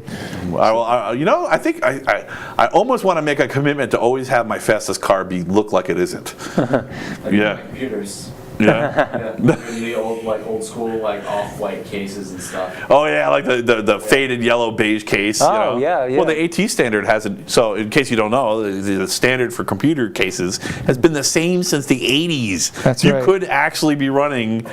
You know, I guess if you went to a LAN party, right, you show up with the beige case, you're like, this guy's going to be, what's this pin going to be? This is going to be awful, you know. Do they still do? Modding now. They like to do a lot of routing and stuff. Yeah. Are LAN parties still a thing? I don't know if that's No, why? Because you know, everyone's got FiOS and cable. Right, You know, yeah. Everyone's got high-end broadband, so. you know, you bring that up, and What? I like LAN parties. I do too. Yeah, I do too. We've kicked around the idea of having one of the user group, but we haven't actually. yeah. I guess there's not enough gamers like to get a commitment for. We might actually have a lower turnout that meeting. I don't want to do that, you know. But I mean, I guess maybe again because people are so exposed to this in their jobs, but we use LAN parties also as a learning experience about hacking, about networking, because some of us, myself included, really didn't understand all the principles of networking, and so a LAN party helped you to understand that. It was a good Right. teaching experience too. Well, a lot of people, I think, still don't understand the principles of networking, but now it's easier because, things are kind of automatic between DHCP, and Wi-Fi. Wi-Fi especially, right? Yeah, they just don't get what's actually happening underneath. Right. And, it's fine until it breaks. Yes. And then it's a total nightmare. Right. And it takes over your life, and you're calling your friend, you're calling us. Yeah. Help me. Oh, yes, right. I don't know what's going on. I can't connect to the internet anymore on this computer, and just this one. And it's always fun messing with those people because a lot of them don't understand when you come in and say, "Oh, of course, it's your flux capacitor. That's the problem." And they'll be like, "Oh, is it really?" It's your muffler bearings. Yes. Would you like speaking of muffler bearings, would you like some wine? Oh, White or red? what do you have on tap tonight? I have no Way at the idea. bottom. I don't know anything about wine, although I'm pretty sure when the show's done, I will. This looks like a very fine vintage here. Okay, great. Yes, good. So would you like some as well? Yeah, sure. All Okay. right, good. Why not celebrate? So Wait, no. technology. So there's a It broke. technology Oh my God. because the wine wasn't kept. You have to keep wine so that the cork stays wet, right? So, Yeah. Okay. I know. however, this could be an opportunity. It's becoming a reoccurring stick. Here you go. Oh, okay. Well, I had there a you go. backup. That's good. See, again, the sysop. You understood what you needed to do, right? So, yes. There you go. Sorry. No red. It's That's all right. We'll see how this works. I think, you know what? Every time it's been that bottle. It's cursed. That's the fourth cork. So I give up. I'll just drink it at home and we'll bring a new bottle. All right. I guess we'll right. bring in the right corkscrew. Right. Well, Cheers. Sorry about no red. Cheers, Matt. In. Cheers, Matt S. All right. Yeah, we had this name collision problem because we emailed each other privately about what was going on with the group. Right, and I was the secretary. And I know you were who the I president. was, and you knew who you were. Right, but no but- one else knew which Matt was which, so we Right, had to. right. Yeah. Good times. Which Matt was talking? I don't understand. Wow, that was really very insightful, and I'm really glad to hear about your background. It's very helpful for STEM in general, I'm thinking about doing a cartoon about the two cartoons I'm thinking about doing are one about the web 1.0, 2.0, 3.0 kind of and the differences, and another one I'm thinking about doing is about the meritocracy. And I really think it's what is a meritocracy? People don't even know what it is. I think that would be excellent. And it's absolutely critical to democracy. I think to the, whether it's a republic or whatever kind of democracy you want it to be. Right. Yeah. I mean, you can't really. I don't think you can live in a technocracy and have it be a democracy without promoting meritocracy on a regular basis. Right. Say that 5 times fast. That's a tough one. You get all that, right? You taking notes? Yeah. Okay.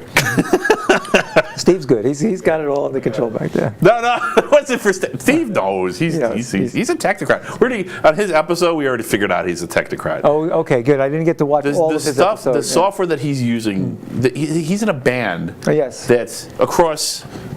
I've never heard of this before. It's kind of an art. You got an archetype, dude. Yeah. That's one of our EPs, the archetype. Oh, nice.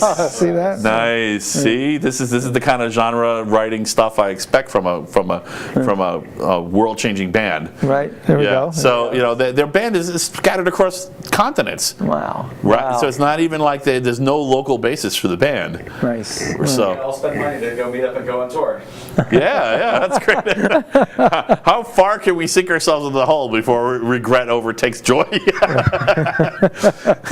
Yeah, no, I hope that's not the way it goes. And actually, I think that's a huge problem because, what's the point of the sorting mechanisms of being part of a broader society? I mean, a lot of people would argue that copyright reform, a lot of the copyright laws that they're trying to pass are trying to even out the playing field between countries.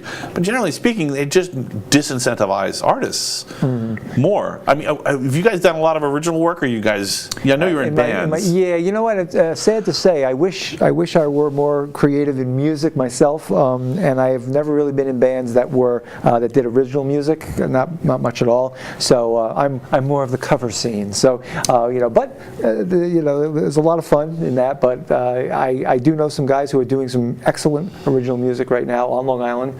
Got a couple of bands, a prog rock band does very well in Nassau County, and another friend of mine who's seeing the world in an original band. So, but for myself, unfortunately, no. Well, so I think some of there's a few things to it. It isn't necessarily that you can't, be in, if you met up with the right group of musicians. So yes, at the right time of life too, because as you get older, it's right place, right time. Yes, right time of life. And like there's just this. You need feedback, so you need to be putting original material out there. It doesn't have to all be original, but there needs to be some original feedback. Right. And then going back into the band and making you change your ideas. It doesn't have to be a ton of it. There's been bands that have been wildly successful with very little feedback, but just in that band, not in their whole careers. Right. There's always at least a couple members of successful bands that have had some feedback from audiences and stuff. Sure. Yeah, and so I think that's some of it, and some of it is. Also, risk taking too. I mean, some of it is, and I guess there's only so many risks you can take with your life. Yes. Right? Yeah. So I mean, like if you have a cover band that's bringing in money, Right. I mean, I know quite a few musicians who have been in just cover bands that are highly respected. Right. Oh yeah, I've played with guys who are just. Everyone's like, that guy's the best. Cool cover band from out here is really well respected.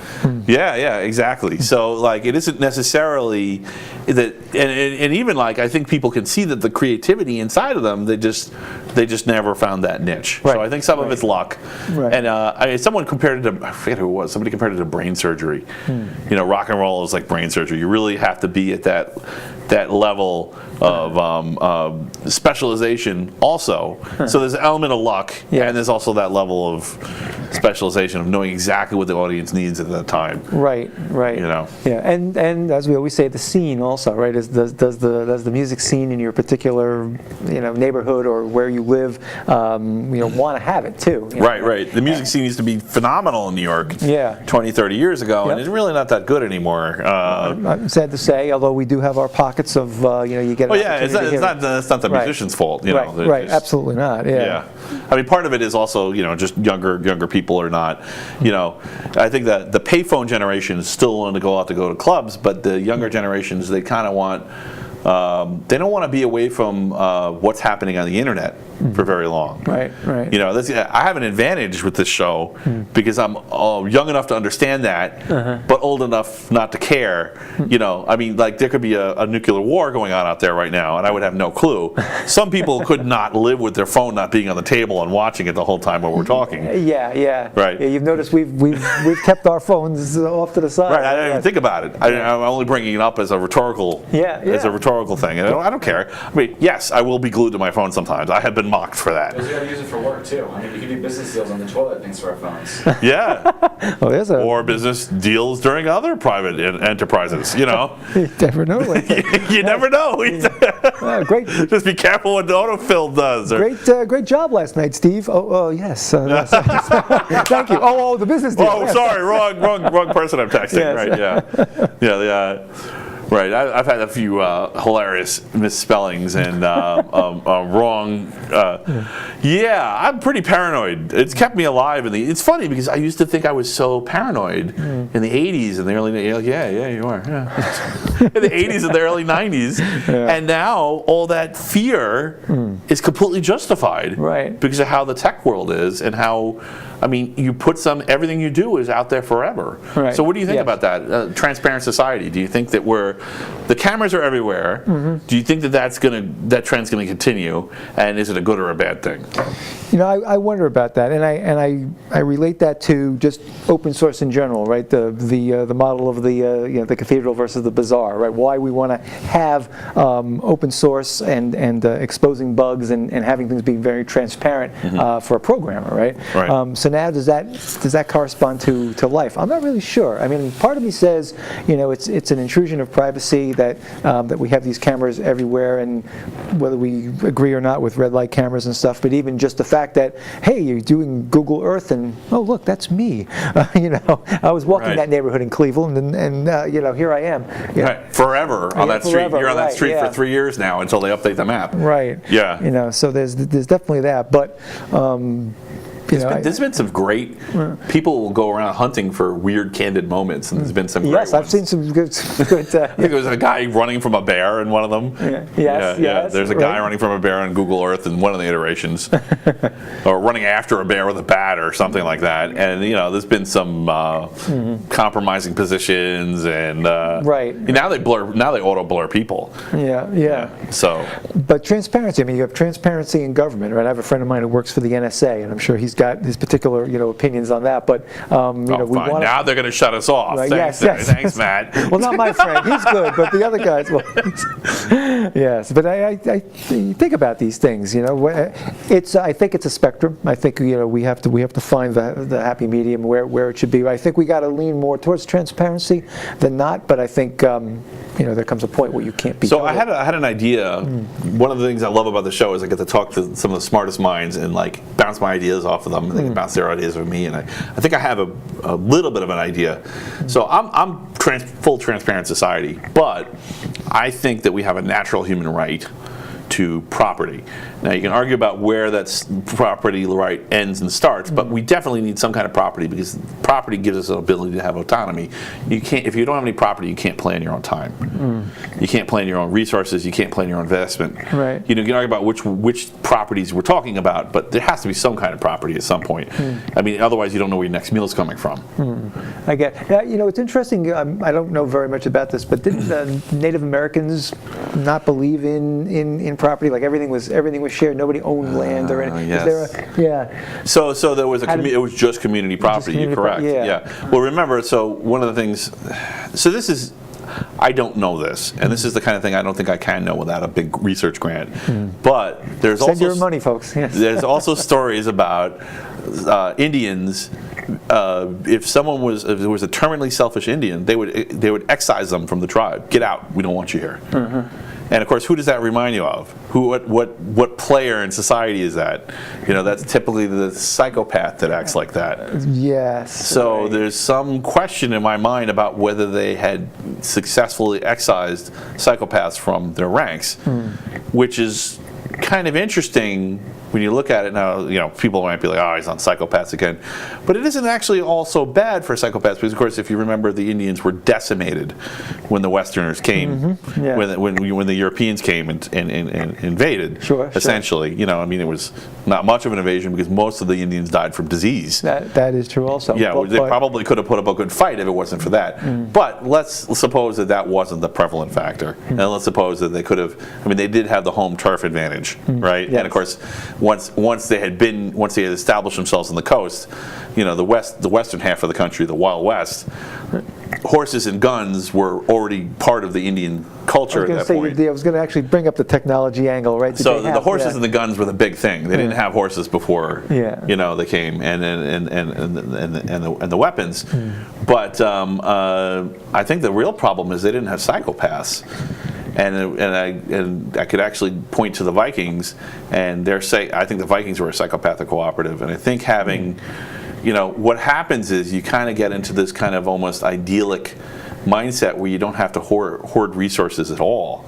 Yeah. So you don't necessarily want to be in a situation where you have to hoard every resource all the time, or that when you can't even invest in anything because somebody could just come along and pluck it from your hands and take it from you. Right. And on the other hand, you could get into a situation where you don't want to get into a situation where everything's community property, because then you have no reserves. As an example in our modern society, look at the just-in-time system, the just-in-time manufacturing system, where people are manufacturing just enough stuff to keep the trucks filled and the store shelves filled, but there's no warehouse in between. Right. They're just counting on better integration with the information technology. That's not shockproof. Right. I mean, the Northeast blackout almost plunged New York City into chaos. Yes. Because we only had a week's supply of stuff. A lot of people, there was kind of jokes going around that every city's 3 days from chaos. Yeah. No, it was a week. Yeah. Right. Yeah. It was a week and 3 days. So at the week, the gasoline started flowing in again. But while that gasoline flow was interrupted, things were getting progressively worse day by day. And that's just an example of what I'm talking about having. So when you have community property, there's no reason to hoard ever. You don't want to hoard too much, but you don't want to hoard too little either. You need to be able to invest, and being able to hoard to some degree gives you the ability to invest, and that in turn is that behavior, which is a unique human behavior, I think is kind of the basis for the right to property. Right. You see what I'm saying? Yeah, I think so. Yeah. So and so the cool thing about having a right to property is it actually solves the transparent society problem, where people are like, oh, I have a right to privacy, and like, why do people think that? And I think that they're not necessarily wrong, because the place that you have a right to privacy is within the bounds of your own property. Right. If you tie privacy to property, you solve two problems. You solve the desire to go completely propertyless and just have community property, which can create supply shocks. And it can be completely unintended. It doesn't have to be from an invading civilization or anything. It can just be nature. I mean, there's been some nature surprises. We do not have weatherlicht. That's true. Try betting. Try placing bets every day on the weather report. It's going to be wrong sometimes. Even just this month if you think it's May, perfect, right? Who would expect I would never have guessed. That it was going to be so rainy and cold. And like, and the thing is, it's not like some models predict it, some models don't. It's not a hard science yet. Right. It's not like we know what it's going to be a month from now. You can have forecasts. I'm not saying that, and they may have reasonable error rates, but there are error rates for sure. Absolutely. So there can be, we can have a solar storm.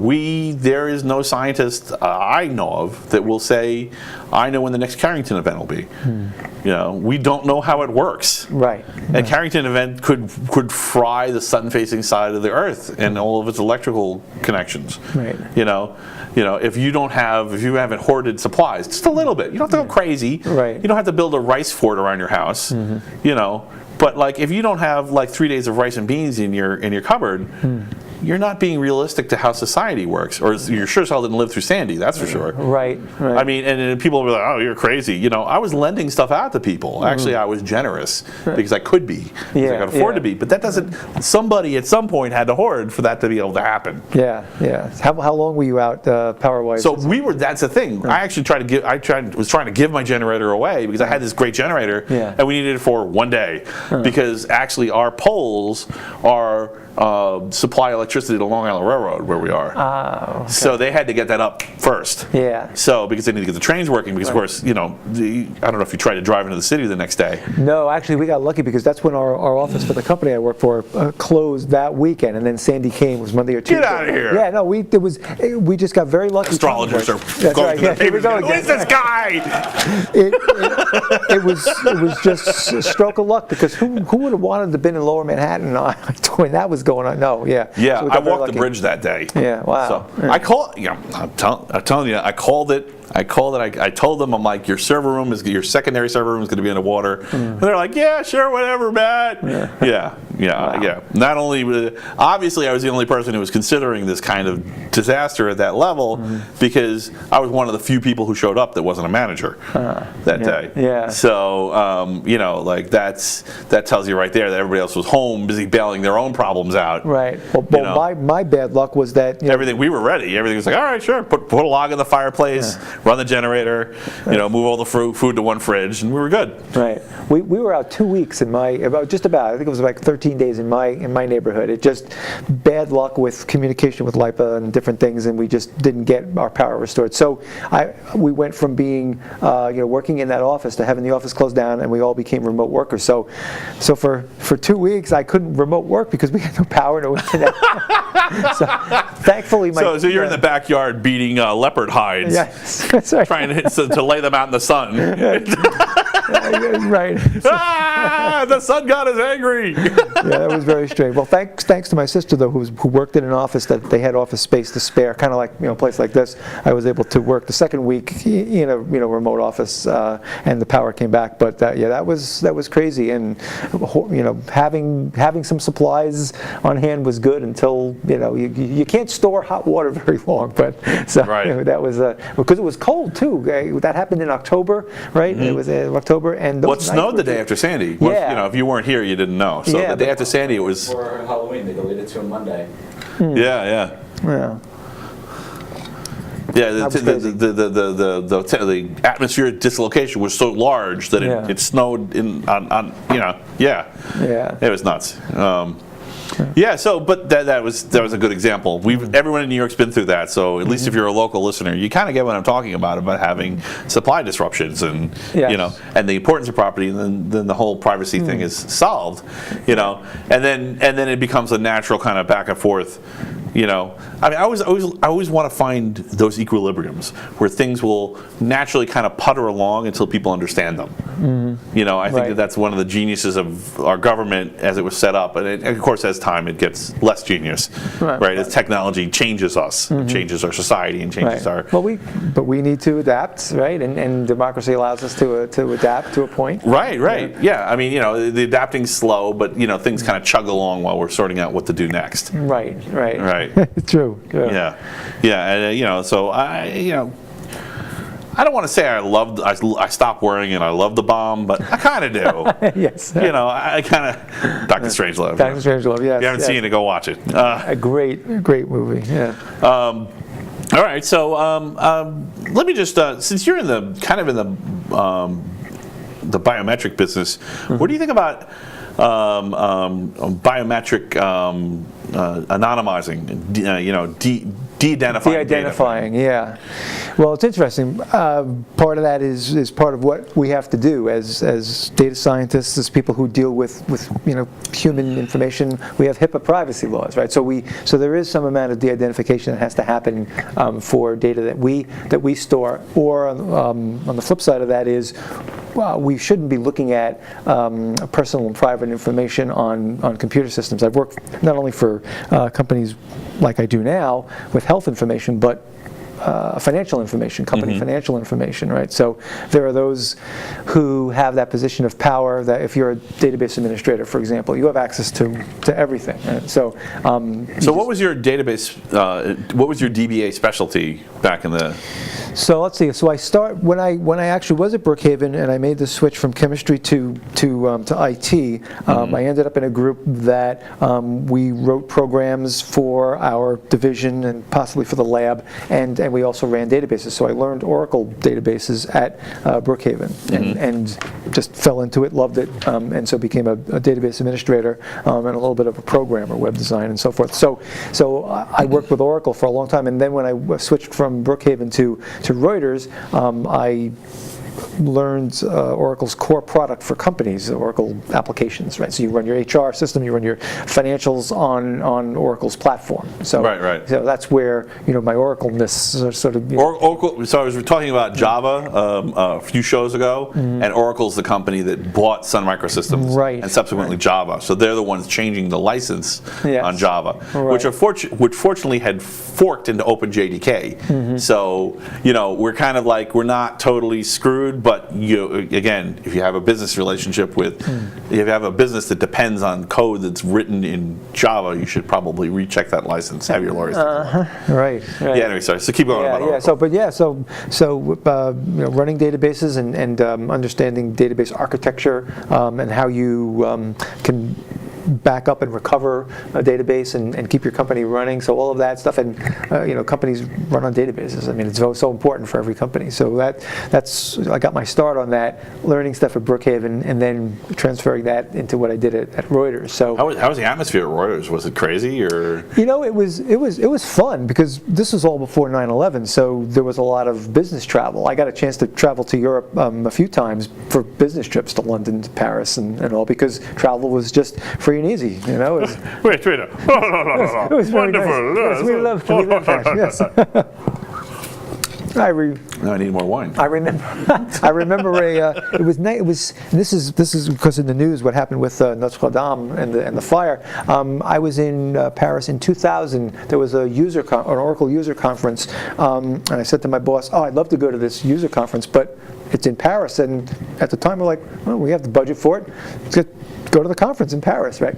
Easy." Right. And there was no TSA or anything. It was very easy to get on the plane and go. And so I had a chance to see Paris. I had a chance to go into the cathedral and all. And that it must have killed you to see. Well, you're a Catholic, right? Yeah, yes, I am. Yeah, so to see that church in flames and being paralyzed and saying, "Why aren't they doing anything?" And then you realize, oh, it's on a little island, and you can't get water to the cathedral quick enough. So right. It's made of wood. Yeah. Yes. That's right. It's very old. Right. So I mean, you lost twice. So my argument when that came up on the show was, and I still stick by it, which is that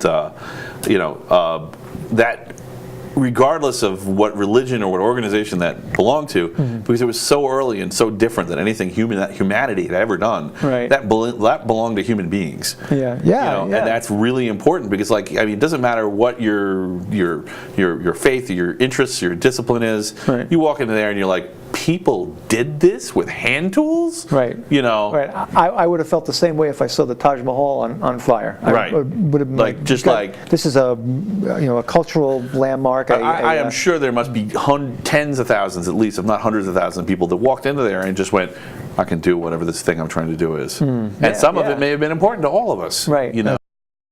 One, go. Okay, I think we're back. Was that a time warp? What happened just there? Yes. Where are we? What happened? I just heard this thunder, and then Steve turned to dust. I had to go start the podcast Poor back Steve. All right, whoa. No spoilers. Gotta be careful with the spoilers. That's a year old. Okay, yeah, that's a year old. You're right.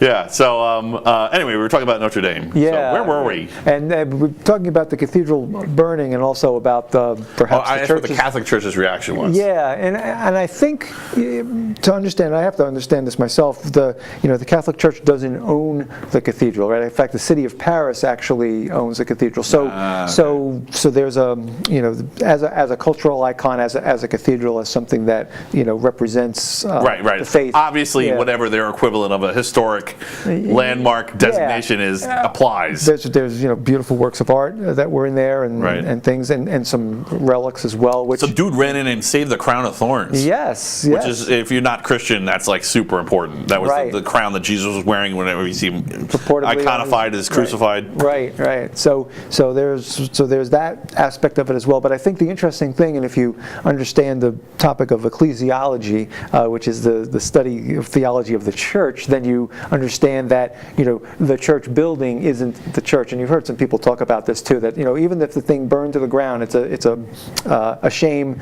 We've lost a cultural icon, but the church continues. The people, right? Ragnarok spoiler is Asgard is not a place; it's a people. Right. It's a pop culture cross reference. That's right.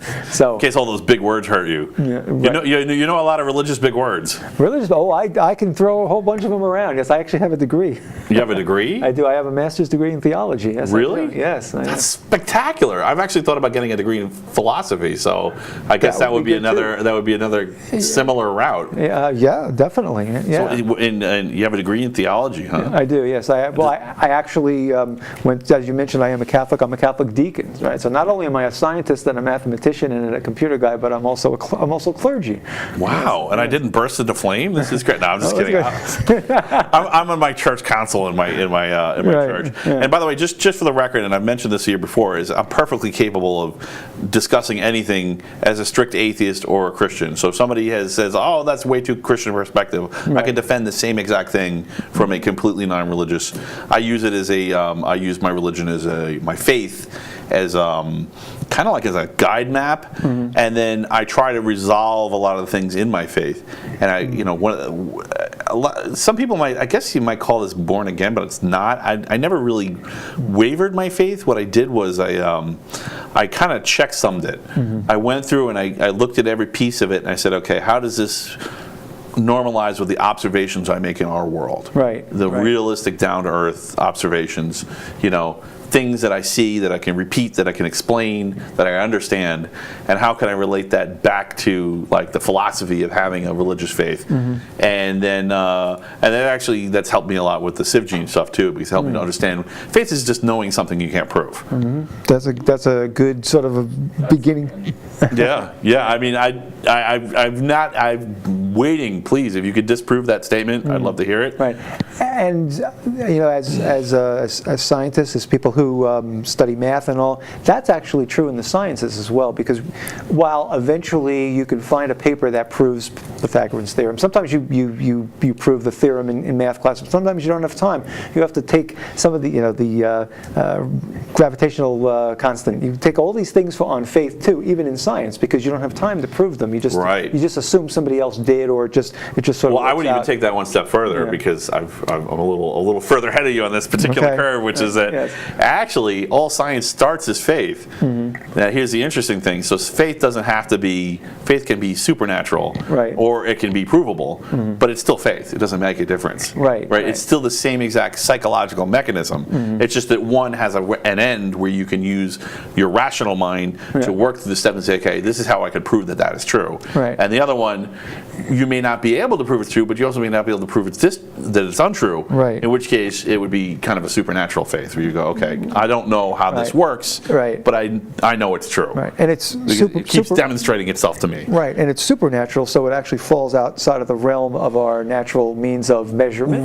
Right. A lot of people get mad at the idea of supernatural. And it's like, no, science just ignores it. It doesn't care about supernatural. It has its questions that it solves, and solves very well. I mean, I like to use myself as an example of somebody who's, yes, I have a religious faith, but I'm also a heavy-duty scientist. For the last couple of hours, we've talked about all sorts of technology things and everything else, and I truly believe them. I think they're very important. And in my faith, perhaps you believe the same. God gave us a brain to use, not just to sit there and say, okay, yeah, that's true. So actually, there's probably a more generic way to say this. So as a Christian, the way that I function in an atheist discipline, and this is the differentiating here from atheists and anti-theists. There's a group of people who think that religion actually think that religion damages society, and I think that the foundation for that thinking is very weak. But atheism is completely different. Atheism just ignores religion or whatever. I don't care. Stop it. Worst case, stop annoying me with this. I don't care about it. Right. Allow me to. Right. But so for me, the way that I was able to marry those two worlds is it's just the faith, Christian faith specifically for me is the works, the man, and the word in that order. And I'm not dissing on Scripture, but I think that the point of the thing that's interesting about Christianity specifically is that because it originated in another religion that was very much Scripture-based, Judaism. Yes. And it's kind of almost like, okay, you guys just can't get this right no matter how many instructions I give you, right? Imagine, so I'm just going to give you an example, and you can emulate that, and then that's what sending a God in a human form was to the planet. This could theoretically work for a number of different faiths. It doesn't have to be Christianity, but this mechanism of looking at the things that are around me, all the repeatable observations, all the things, human example of what God would do if he had the human limitations, and then anything that doesn't fall into those gets filled in by Scripture, gives you the ability to have a supernatural faith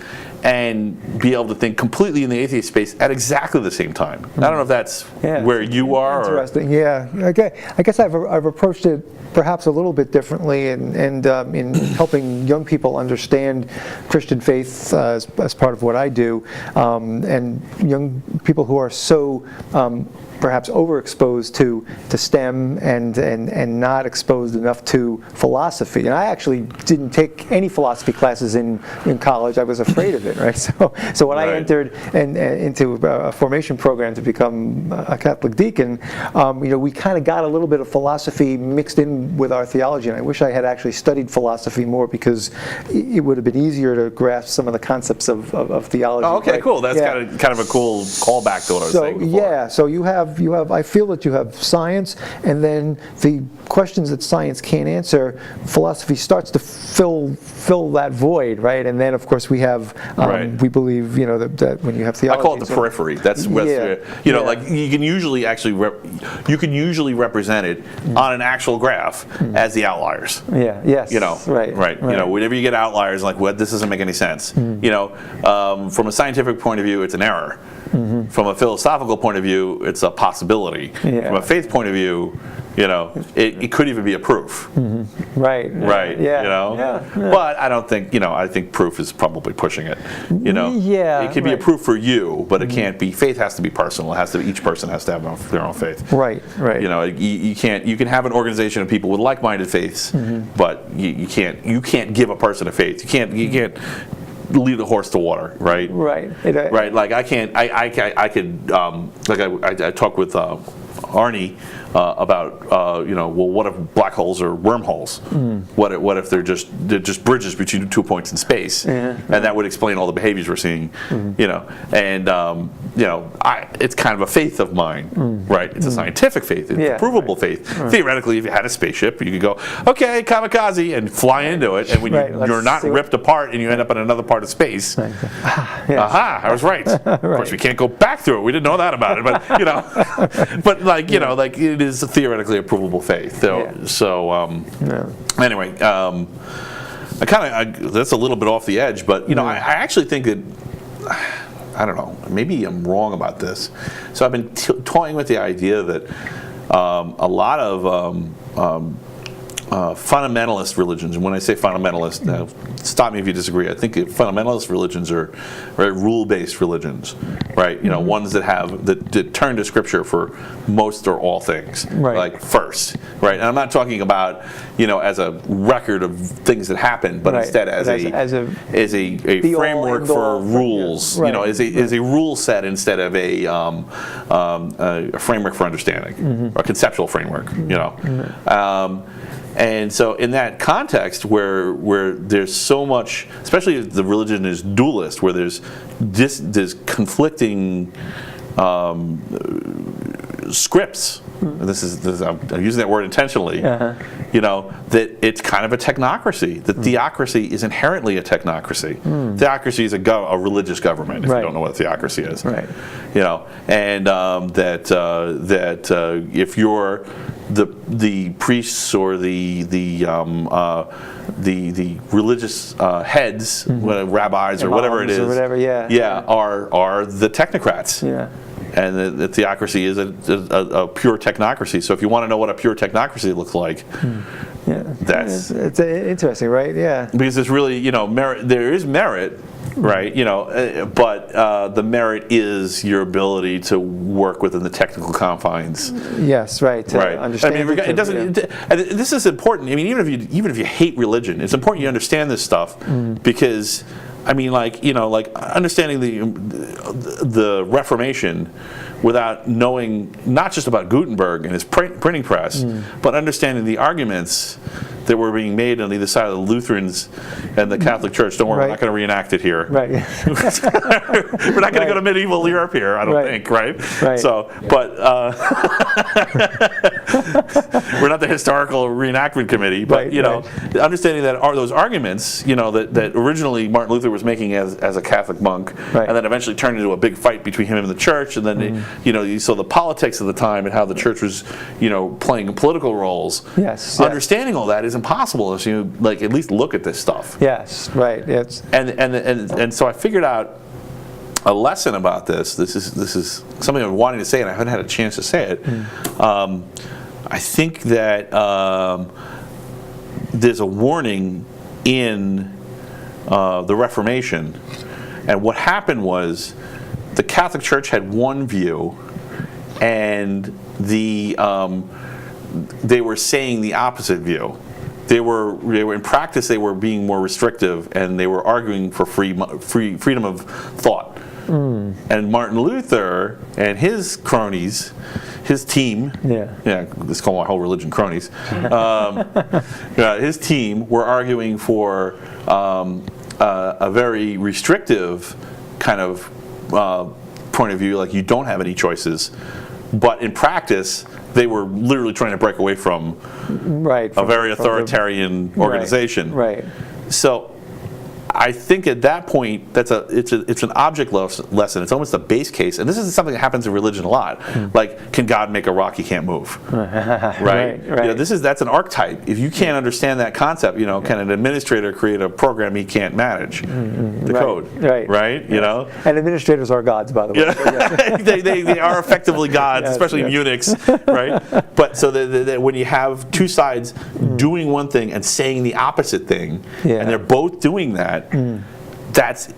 It's an inevitability that they're going to go to war. Right.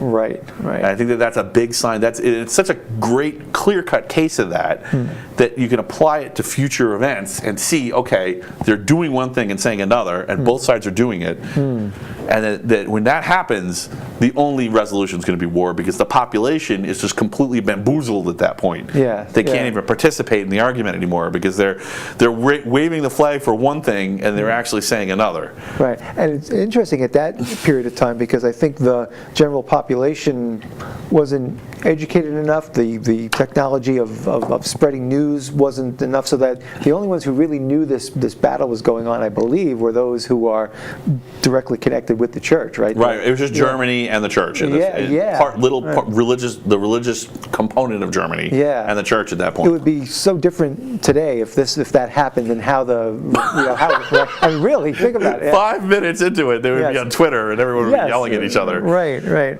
But we actually studied that in my Catholic class of church history about the Reformation. Very interesting. Number one, Martin Luther was right about a lot of stuff, and some of those things actually came to pass after the Catholic Church said, you know what, maybe he was right. So I mean, originally he was a Catholic monk just trying to reform it from the inside. And there were definitely reforms that he another warning about whistleblowers and not supporting them. Right, absolutely, and also the church ignored him. The Catholic Catholic Church ignored him for a while, thinking he was just another pest, that he would go away, and that allowed him to to build momentum. So it's very interesting, and also interesting what happened, because it paralyzed the Catholic Church for about 500 years.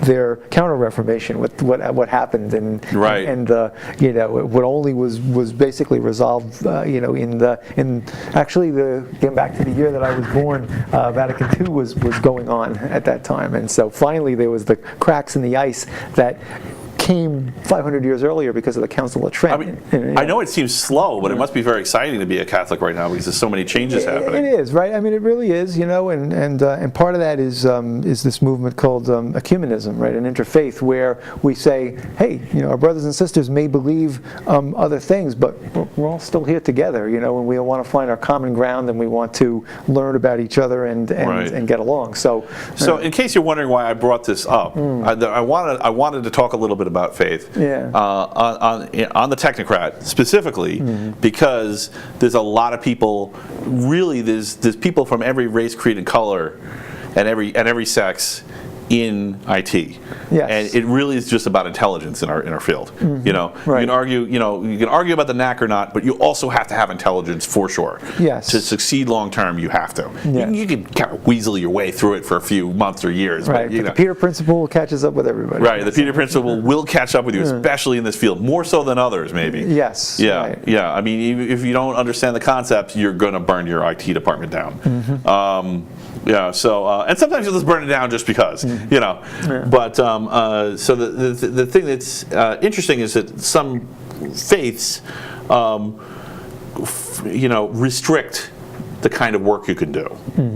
And one of the great things about IT is really there's nothing restricting you from being in IT in nearly any faith. As far as I know, any. Maybe I'm wrong. Amish. The Mennonites. The Mennonites can't do computers, but other than that, or someone like a highly classical kind of, I don't know what the word for that is. I guess Luddite, a Luddite religion, maybe. Yes. A very anti. I'm a little Luddite, but I mostly kid. I think it's fixable, or I wouldn't have the show. I'd be in a cabin in the woods. I think people just need to think about this stuff and go, oh, okay, right.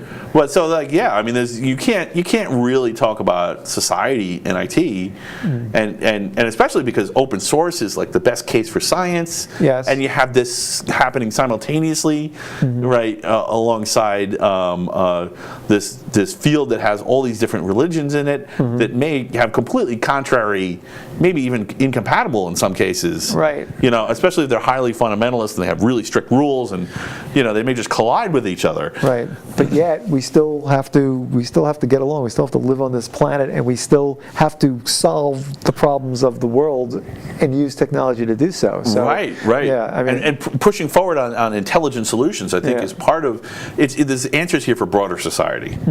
That's I guess where I'm going with this. That's a lot of people are like, oh, I don't know what to do. This person's different than me, and I'm offended. And it's like, maybe you should just look at IT, because we've already worked some of this stuff out. Right. There's already work environments with people who are not just multicultural, but to the extreme. Right. And they get along enough that they can get the work done. And the key is to focus on legitimate progress instead of focusing on differences. Right. And actually, you may have had this experience. Have you worked with remote work groups where you're either round the clock support, where your work team is actually split up over multiple geographies, multiple cultures? I mean, I've done that, quite a bit of that, Reuters especially, where our team was based in Switzerland and in India and in New York. So So they're not just different cultures with a shared major culture, but they're just completely different cultures. Yeah, we're time, space, we're geographically, so everything about it is totally different, and yet got to get along. We got to get the job done. We got to communicate somehow.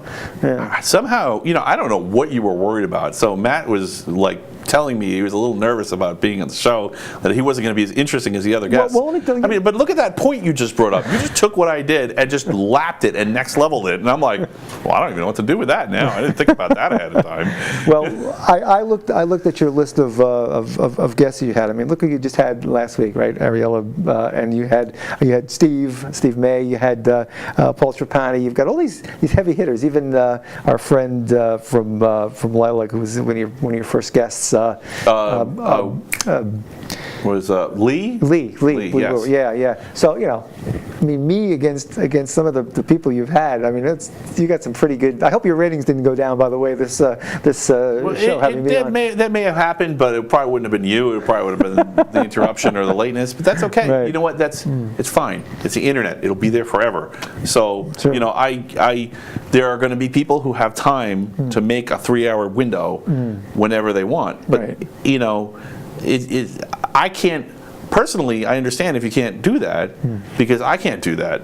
I can't listen live to live broadcasts that are 3 hours long when they come out very often. Right. Once in a while, even baseball games, which are becoming longer and longer all the time, it's difficult to. Once in a while, yeah. But I mean, like I plan my work around it. So I'll say, okay, this is a 3-hour. I'll actually look how long it is and say, okay, I need a 3-hour window. I have a 4-hour task here. I'll play that while I'm doing this task in the background and listen to it. So it's just impossible. But the thing that's important here is these are campfire stories. This is a campfire. It's in our blood, people. Yeah. I mean, like you want to hear oral tradition is part of our Right. and which is a ton to do with religion, but it also has to do with understanding. I mean, a lot of just oral traditions is about conceptual learning, and you can't do that without the time to explore the concepts and compare it and contrast it. And we had some discussions in the early shows about whether metaphors are good or bad. I don't know if you have an opinion on that or if they're worth it. I guess they have more risks or if they're more rewards. I think they're more helpful than not, but we have to be careful about how we use them, right? Right. Same thing goes for analogies. You can definitely, or analogies, right? Yeah, analogies are very, they're really meant to be a bridge to concepts that are very difficult for us to grasp, but right. choose them carefully. It's the journey, not the destination. Yeah. Well, I think conspiracy theories are good for you, but the thing is, you have to remember it's a theory. Right. Okay, this is just a theory. I can't prove it. I can't revolve my life around this. Right. That's when destructiveness happens, and I think a lot of the censorship is focusing around attacking conspiracy theories, and okay, I can understand if somebody's taking it literally and they're certain it's true and there's really limited evidence or no evidence that it's true, but like the theory itself is good for you. Sometimes people are plotting against you. Yeah. And I think you have to.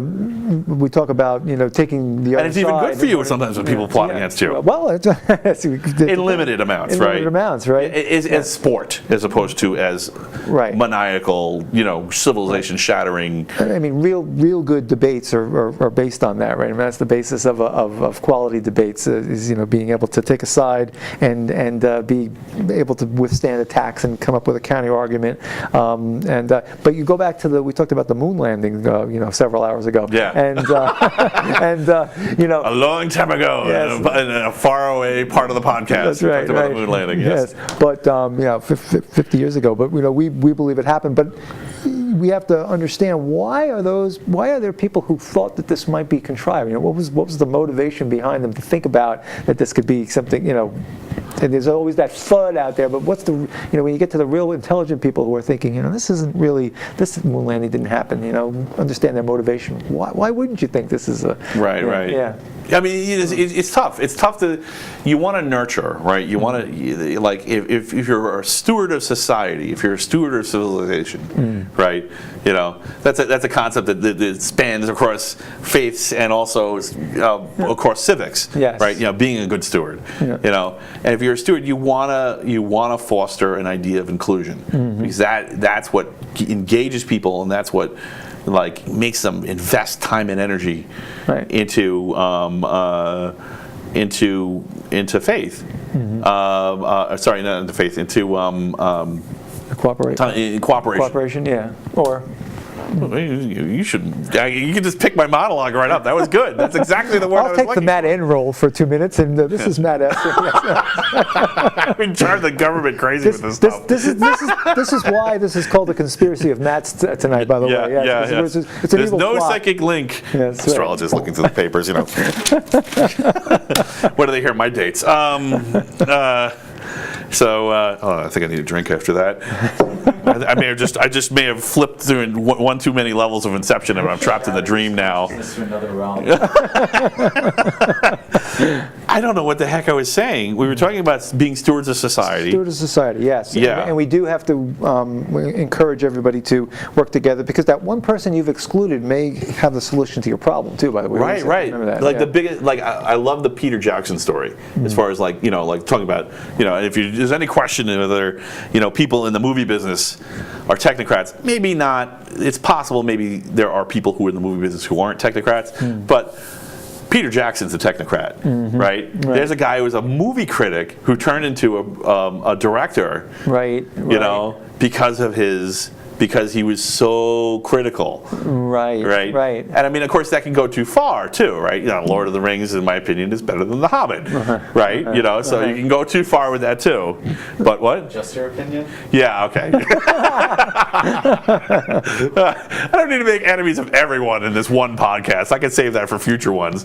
But but I mean, but clearly this is a guy who was just a fan, and it was so much more than that. Yes. And by his society being good stewards, it gave him the opportunity to become more. Right. And there's a million Peter Jacksons out there just waiting for nobody, for some social media companies, tech giant, to withhold the banhammer. Yes, and give them a chance to follow their conclusions to the logical end. Now, of course, for every one of those, there's also a crank who's just never going to learn anything. He's just too stupid to understand. Right. I mean, that happens. I mean, this is we have to leave a space for them too. I think intelligence. Most of my moral kindness imperatives revolve around intelligence, but it doesn't have to be, top end of the IQ curve intelligence. Just smarter than a monkey, intelligence, right? Smarter than the average. Smarter than average. Right? Yeah. So because if you can look at anybody's children and they're lower on the curve, like what is a 3-year-old the same as a grown chimp or a 4-year-old in reasoning ability? Like all the different stats move differently as the human gets older. Yeah. But we can't just abandon people because they're behind the curve. Right. But at some point also, we can't have people who are running democracy who can't understand what the heck they're running. Well, that, yes. So, no matter which is the argument that censors are using, like, oh yeah, they'll never get it. I mean, they don't know they're using it. When you confront them with it, they're horrified. But it's like, well, that's what you were arguing, whether you would do it or not. Yes. The democracy is just beyond them, right? Which is a little ridiculous. Right.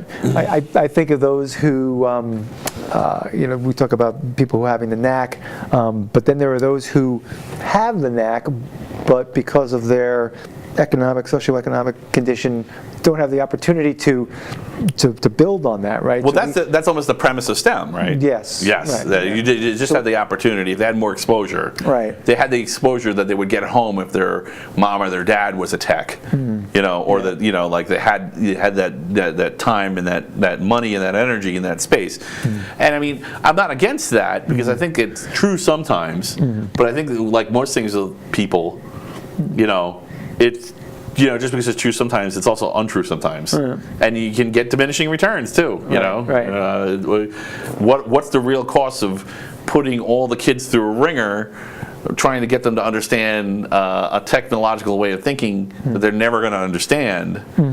And like you could have had them become better masters of the basics, and maybe their brains mature later. Right. Maybe when they're 25, they go, oh, I get it. But it's too late because you just spent all the time you could have just given them basic skills, pounding their brain into something that they're not going to ever get at that age. Right. People develop differently. Right.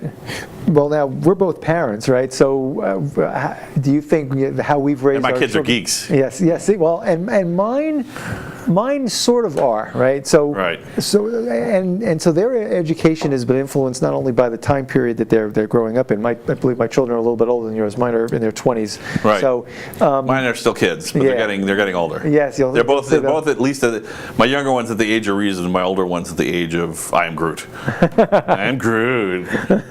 Oh, great. Well, actually, he's just passed. Now he's I am Groot. Okay. Yeah. But I think the way that our kids were raised days in my family, had a great impact based on what I went through. I remember my older son, same name as me, showing him Linux when he was 3 years old. Wait, there's more Matts. There are more Matts. He's laughing back there like, how many Matts are there? It's craziness. My father was Matt also, so yes, we have a conspiracy in our own family. Same with Steve's. Me and my friend, we see this band called Steve and the Not Steves, and our goal is to get the entire crowd just filled with Steves. Really? That's Awesome. great. That's great. I'm not in the band because our name is Steve. Well, at that point, you technically be a culture, so you could say they were discriminating against Steve. Yes, we have to be careful. There's probably a law against that. Culture educated individuals. What happens when people start hacking cultural identity? But I do know that exposing our children to technology was very important, and so again, I have a picture of my son sitting at it was 1995, and he was sitting at a Linux machine, and so did my younger son. Now they use computers quite adeptly, like the rest of their generation. Neither of them has a job in computer science, but they are completely adept at using computers. And I bet that's a major advantage in whatever their fields are. Yeah, well, my older son is a music director. He's a director. He works at a community theater in Oakdale, and he's a very creative person. But he uses technology to the extreme in putting together the pit orchestra that he conducts and the music that he does, and it's very kind of neat to see. Yeah. So that is cool. That's good. And my younger son is now an assistant superintendent at a golf course in New Jersey. Also needs to understand technology because of all the equipment that is used to run a golf course.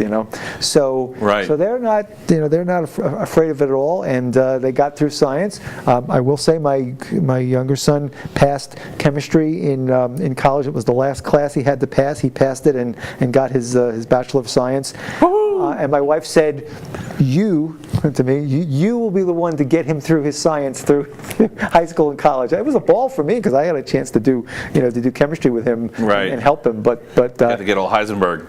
Yes, exactly. Oh, you know what I'm talking about. You've seen him. Yes. Breaking Bad, people. If you haven't, do it. But anyways, it was just very interesting the era that they grew up in versus related to myself and where I came from.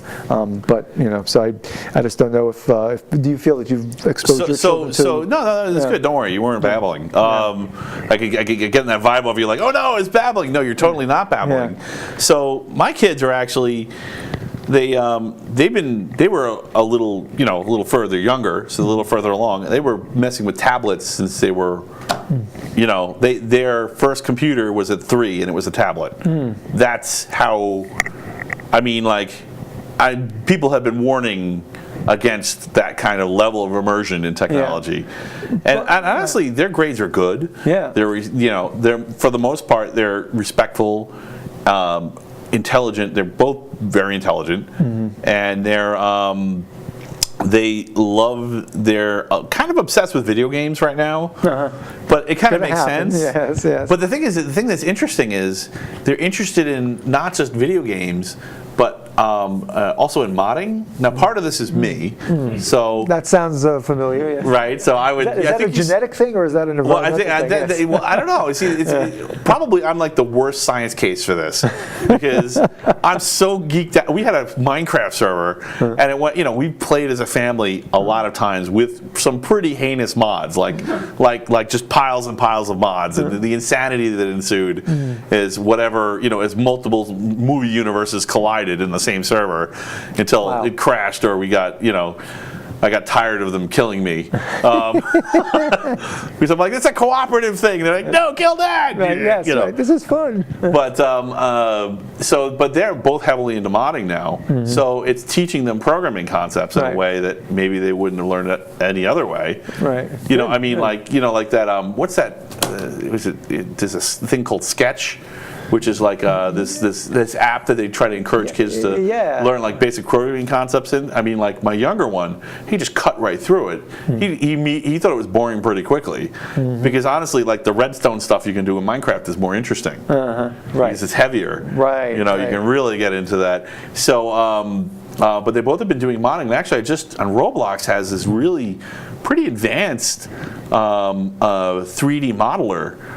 And so my younger one now is getting into building his own 3D modeled characters and worlds. And I mean, I'm looking at this, and I have a friend of mine. I wish he would come on the show. I've been bugging him to come on the show. Who's got a computer graphics degree, Nice. and he's basically doing what he would do in his bachelor's degree on his own. Wow. And he's young. I mean, and so like, I mean, I don't know. Was that me because of the mods, or was that him because of the knack? I don't know. Right, or a little bit of both, which is maybe a weasel way out of saying sometimes you have to have the right combination at the right time.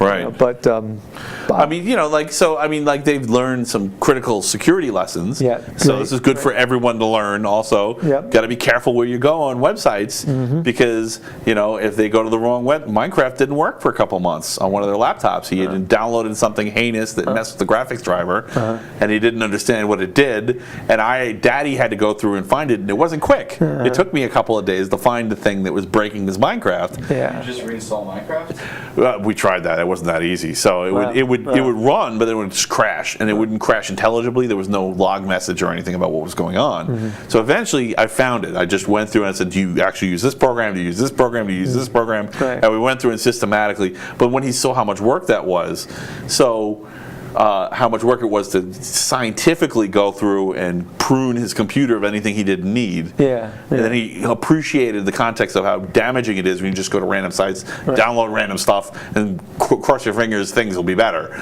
Right. Yep. So, but that's like a concept that, like, if I wasn't a geek, it might have taken him longer to learn that. If I wasn't a geek, he might never learn that because he has his own laptop. Yeah. So if he did that to the family computer, and a less technical families, would have one computer. Now the whole family's Dad might down. have go, "You're banned from the computer." Yeah. And that would be the solution. He wouldn't learn anything. Right.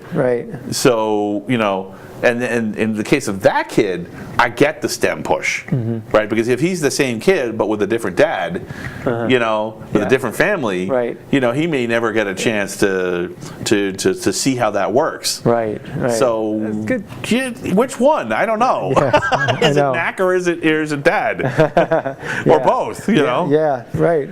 That's a good point. And I think the other problem I was thinking about is that I think sometimes the public says, don't immerse your kids in technology because then that's all that they have, right? And when we were growing up, at least when I was growing up, I remember we were told only 2 hours of television or whatever it was. Don't sit in front of the boob tube for such a long amount of time. So I think that's true. I think that one's true. yeah, right. The television, right? It's okay to be writing Python programs. Just don't be watching too much Magilla Gorilla. That's not a good. I mean, thing. at least with the video games, Yeah. there's a feedback loop. Yeah, there is. It, Right. it may be I don't like Fortnite because I think Fortnite is too slow. The feedback loop is too slow. You're not really learning anything. The strategies can be complex, but it takes so long to develop them. I don't know. Man, I'm just whining. It's just a different kind of first-person shooter, and gathering materials is like, this is Minecraft crap. I'm competitive and cooperative. I don't have to do both of the same game. Come on, guys. Right. Yeah. Sorry. So no, it's okay. Get off my lawn in my day. That's right.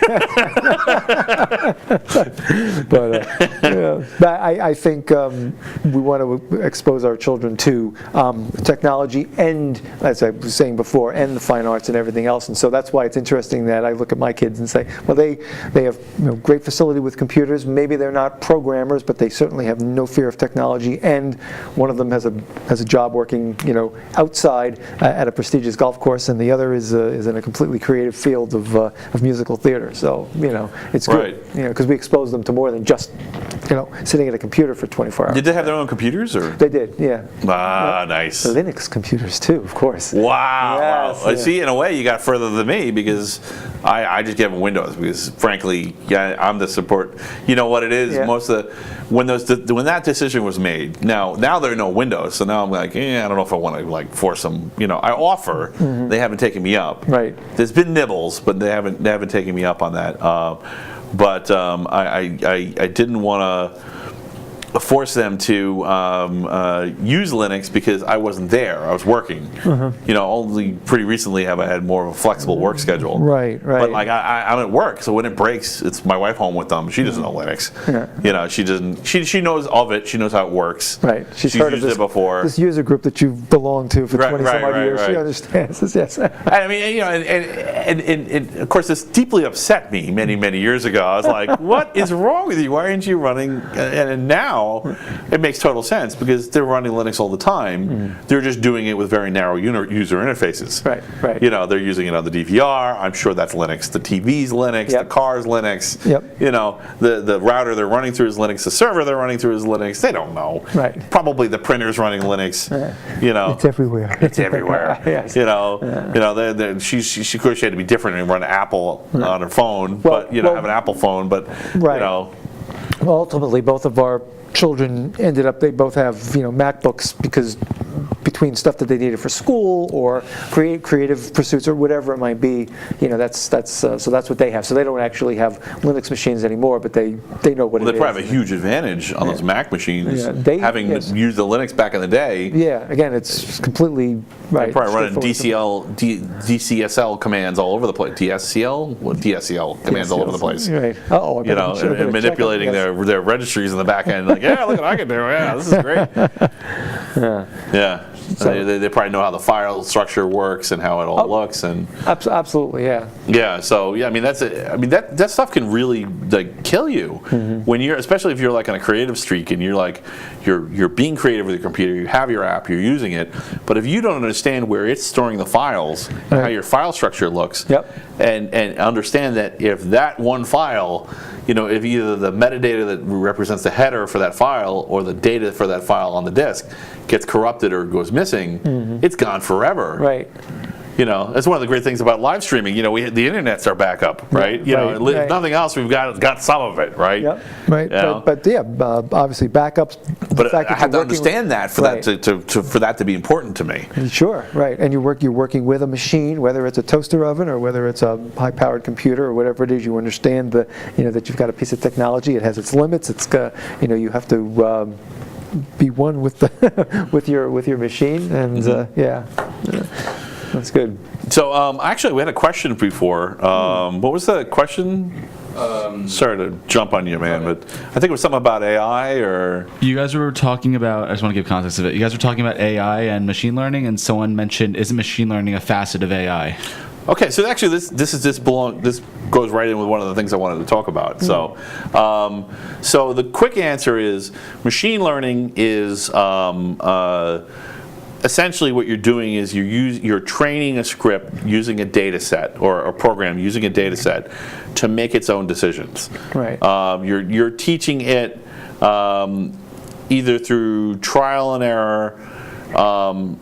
Definitely through trial and error at various levels, depending on which level you want it. Right. It could be you could be having multiple programs. You can have one program creating new iterations of itself. It doesn't really matter what the mechanism of creating new programs is. Right. If you're having a program that's essentially rewriting itself, but dumbly, just to get to the point where it can answer a question set correctly. Right. So it's question set oriented. That's what machine learning is. Right. And it can be a really complex program and a really complex question set, but it doesn't really understand anything about what's happening. It's just it's almost like instinct if you were to compare it to the animal kingdom. Hot, cold. Right. Couldn't you just compare a bunch of different, very different question sets to get to the point where it could start to understand what's going on around it? You could theoretically, but the problem is I don't know. I guess the way to put it is the problem is the evolutionary, chaotic, Darwinistic aspect of it is missing, because it's not that you couldn't expand the data set to include everything to one step at a time until it gets to a point where it is actually intelligent. It's that companies just have no financial incentive to do that. Right. So they write a program to do a thing. So yeah, you could use that mechanism, I guess, theoretically. It's like a million monkeys at typewriters, right? Eventually you get Shakespeare. Yeah. That's kind of what machine learning is. So theoretically, you could have a billion monkeys at Shakespeare and get Shakespeare. But that's a billion monkeys. That's a lot of money and time. Yes, plus, Isn't IBM on the way to do that though? Because IBM has like their really advanced AI that they're building. Well, And, like, their API. I guess for the billion monkeys. Oh, now how would I fit a billion monkeys on the title slide? So it's going to take a little I guess bit for of the time. billion monkeys solution, right? It's not. So there's actually charts out there if you look around comparing computer processing cycles to human intelligence and roughly correlating when we'll get to the point where computing cycles are as fast as the human brain is. And we're actually past that point already. But I think for the billion monkeys solution to AI, it's not enough to pass the point where a computer could theoretically do the work of the human mind. You have to be 1, 2, 3 orders of magnitude more so you can go through the time aspect of that, how much processing power it would take. You have to do an evolution simulation where you go through the entire set of all possibilities to get to the point where you have an intelligent thing at the end of the machine learning cycle that actually, and the thing that's terrifying about it is that we wouldn't understand at all how it worked. I mean, we don't even understand how our machine learning programs work. Right. So once it's more intelligent than us, our chances of stopping it are basically zero, and that's the singularity. Yeah. Right. Then then it just matters if we hard coded something into it. Be nice. You know. Right. No, be nice. Be a good robot. You know. Right. If we didn't do that, if it's not built into there, just keep saying that over and over, it might just be like, I'm sick of your crap. Well, we remember HAL 9000 from the... Right. Yes, I'm sick of you astronauts and your crap. That's right. Yeah. Sorry, I spoiled 2001: Space Odyssey, which was written in '68. Yes. Released in '68. Yeah, I think that's definitely past the month rule. It's good.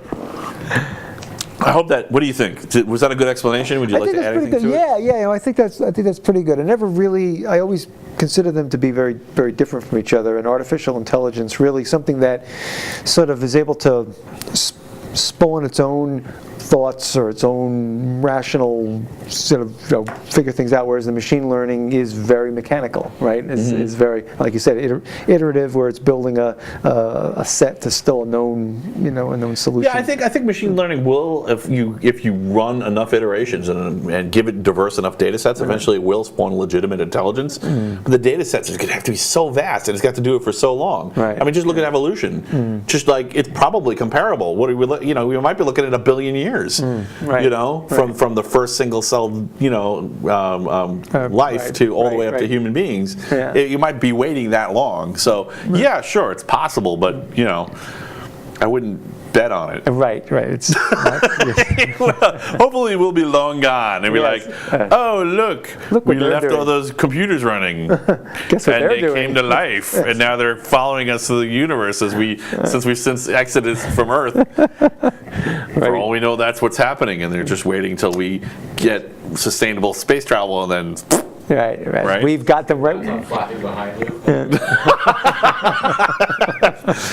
We've got them right. I don't know. For some reason, I just make big bird noises. I don't know. Oh no! It's the laptops. Run! That would definitely be something straight out of Hitchhiker's Guide. For sure. Okay, so what do you think about the singularity? Do you worry about it? I mean, aside from machine learning run amok and the astronomical odds, do you think someone's going to come up with a more bottom-up approach to AI, and we're going to get singularity?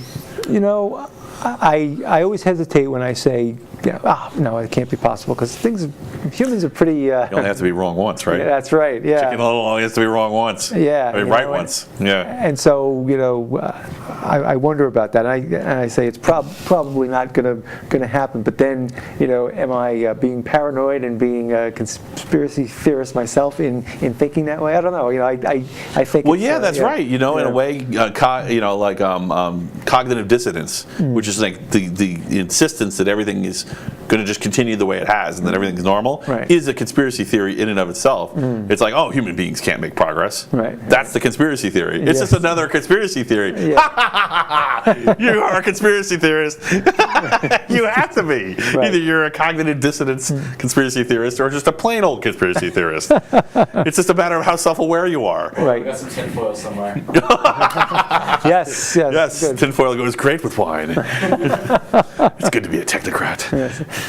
That's the best part. Yes, yes. Well, I mean, it's technocrats are not always evil, right? Not always. No. They could be evil. They right. could be good. It's kind of a neutral thing. I think people who fear it, who fear technocracy or fear, just again fearing technology, and have that. That's where they're at. And for whatever reason, It's just a thought experiment with the Amish, with the Mennonites. With the Amish specifically, because not all Mennonites are Amish, but they couldn't be who they are without having the technological military juggernaut that the United States is protecting them. Yeah. People forget that. Right. It's like, oh yeah, it'd be great to just go back to the country and do barn raisings and guys, there's computer simulations and nuclear weapons and stealth bombers protecting you. Right. And the latest metallurgy and chemistry saving your butt from miraging pillagers. Right, and then total annihilation Total annihilation, and bless them, because it's like they got lucky, right? They rolled the dice, snake eyes, perfect, right? But it's not a good life plan, Right. Could say it was divine intervention, but there's still other vehicles at work, Yes, protecting them, so they're not true. alone. Right. Yeah. And the Amish are actually very good at the technology that they use, right? Right. Oh, they totally, the technologies they have access to, Right. they've mastered. Yes. Right. But and it's interesting when you think about that, and joke around about how if you take people from 100 years ago and bring them now, they would be technocrats. They just wouldn't be technocrats in things that we value. Mm-hmm. Right. They might be master woodworkers, and we'd awe at the rocking chair that they could build. Mm-hmm. Right. Right. Or the like, wow, that is the most efficient steam engine. That is the best steam engine restorer I've ever seen. Right. Now right? step aside, dude, as I create that on my 3D printer. That's a phenomenal 50 horsepower, 150 foot-pound of torque engine that you've built. I'm really impressed. Then you hop in your Celica and your tuned Celica and you burn the rubber down to the rims and on your way home. Right. So I don't know who tunes a Celica. For some reason I felt like picking on Toyota people. Well, so it's like a friend of mine had a low-end '80s Porsche, and it was the lowest Porsche they sold at the time. It's a 944, and it said Porsche, so it was like, oh, it's a Porsche. Right. But it was so slow that a base stock Ford Focus could beat it. And it's like, okay, I think it's lost its luster for me. I don't care anymore. Wow. If I could just go and get the cheapest beater I could find in the lot, right? And beat it, it's not impressive anymore. Sad. Okay, so I think, one thing I wanted to ask you about digital rights management, do you have any nightmare stories or any, I know you probably don't like it because it's just not like an open source person to like being controlled on their hardware, but do you have anything that you wanted to mention or talk about digital rights management? I was thinking about it in terms of the music industry, music business, right? And so you have the musicians who, not classical musicians, but the ones who follow the old-fashioned model of rights management to their recordings and their whatever their properties are. And then you have musicians in the new era who are much more likely to create and share what they have. And so I wonder about that. Is digital rights management restricting creativity? Is it, because to me, DRM is definitely evil, right? Yeah, it just seems like we just, despite it being defeated, unequivocally over and over and over, and demonstrating huge problems, we keep coming back to it, and I just don't understand. Right. To me, that's the evidence that we really need to fix the artistic copyright model. Right. That we even would consider going back to it. Right, because as soon as somebody devises the next unbeatable DRM, we know that there's some hackers about 10 yards behind them who are going to. Well, tech is just a huge pile of arms races. And Yes. that's what a lot of people don't understand about technology, is that almost everything is an arms race. Right, it is There are for some security. unsolved problems, but for the most part, problems are solved, and everybody's trying to come up with a better solution constantly and succeeding. Yes. Right. That there's a lot of work to be done still. Like some of the examples that I can come up with easily, like lock-ins, do harm to consumers. They waste your ability to plan your own, to get replenish your printer, for example. Yep. You have dead pools like the Microsoft Zune. Where you have all this money and time invested in Potential. so much potential. Potential. Right, and then it's just wasted. Right. And DVD regions where people are punished for where they live. Based on economic models that really have nothing to do with any kind of merit whatsoever. Right. Just solely. Right. Or even necessarily need. Right. I mean, because if you're a wealthy person in one of those areas, it barely affects you. You're living. It's almost inspiration to retire to a different region. So you can get your DVDs and your music cheaper. Yeah. Right. Sure. But so I guess it's an economic incentive in that way. But it's so I just don't.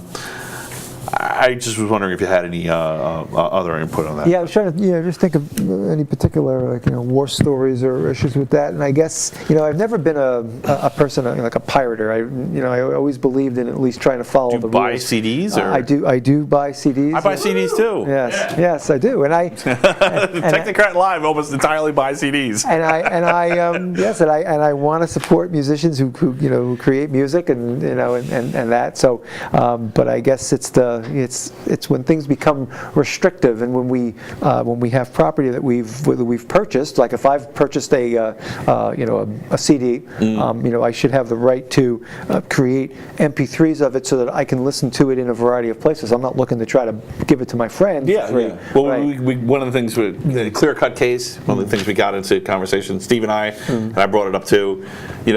Unusual or exotic CDs.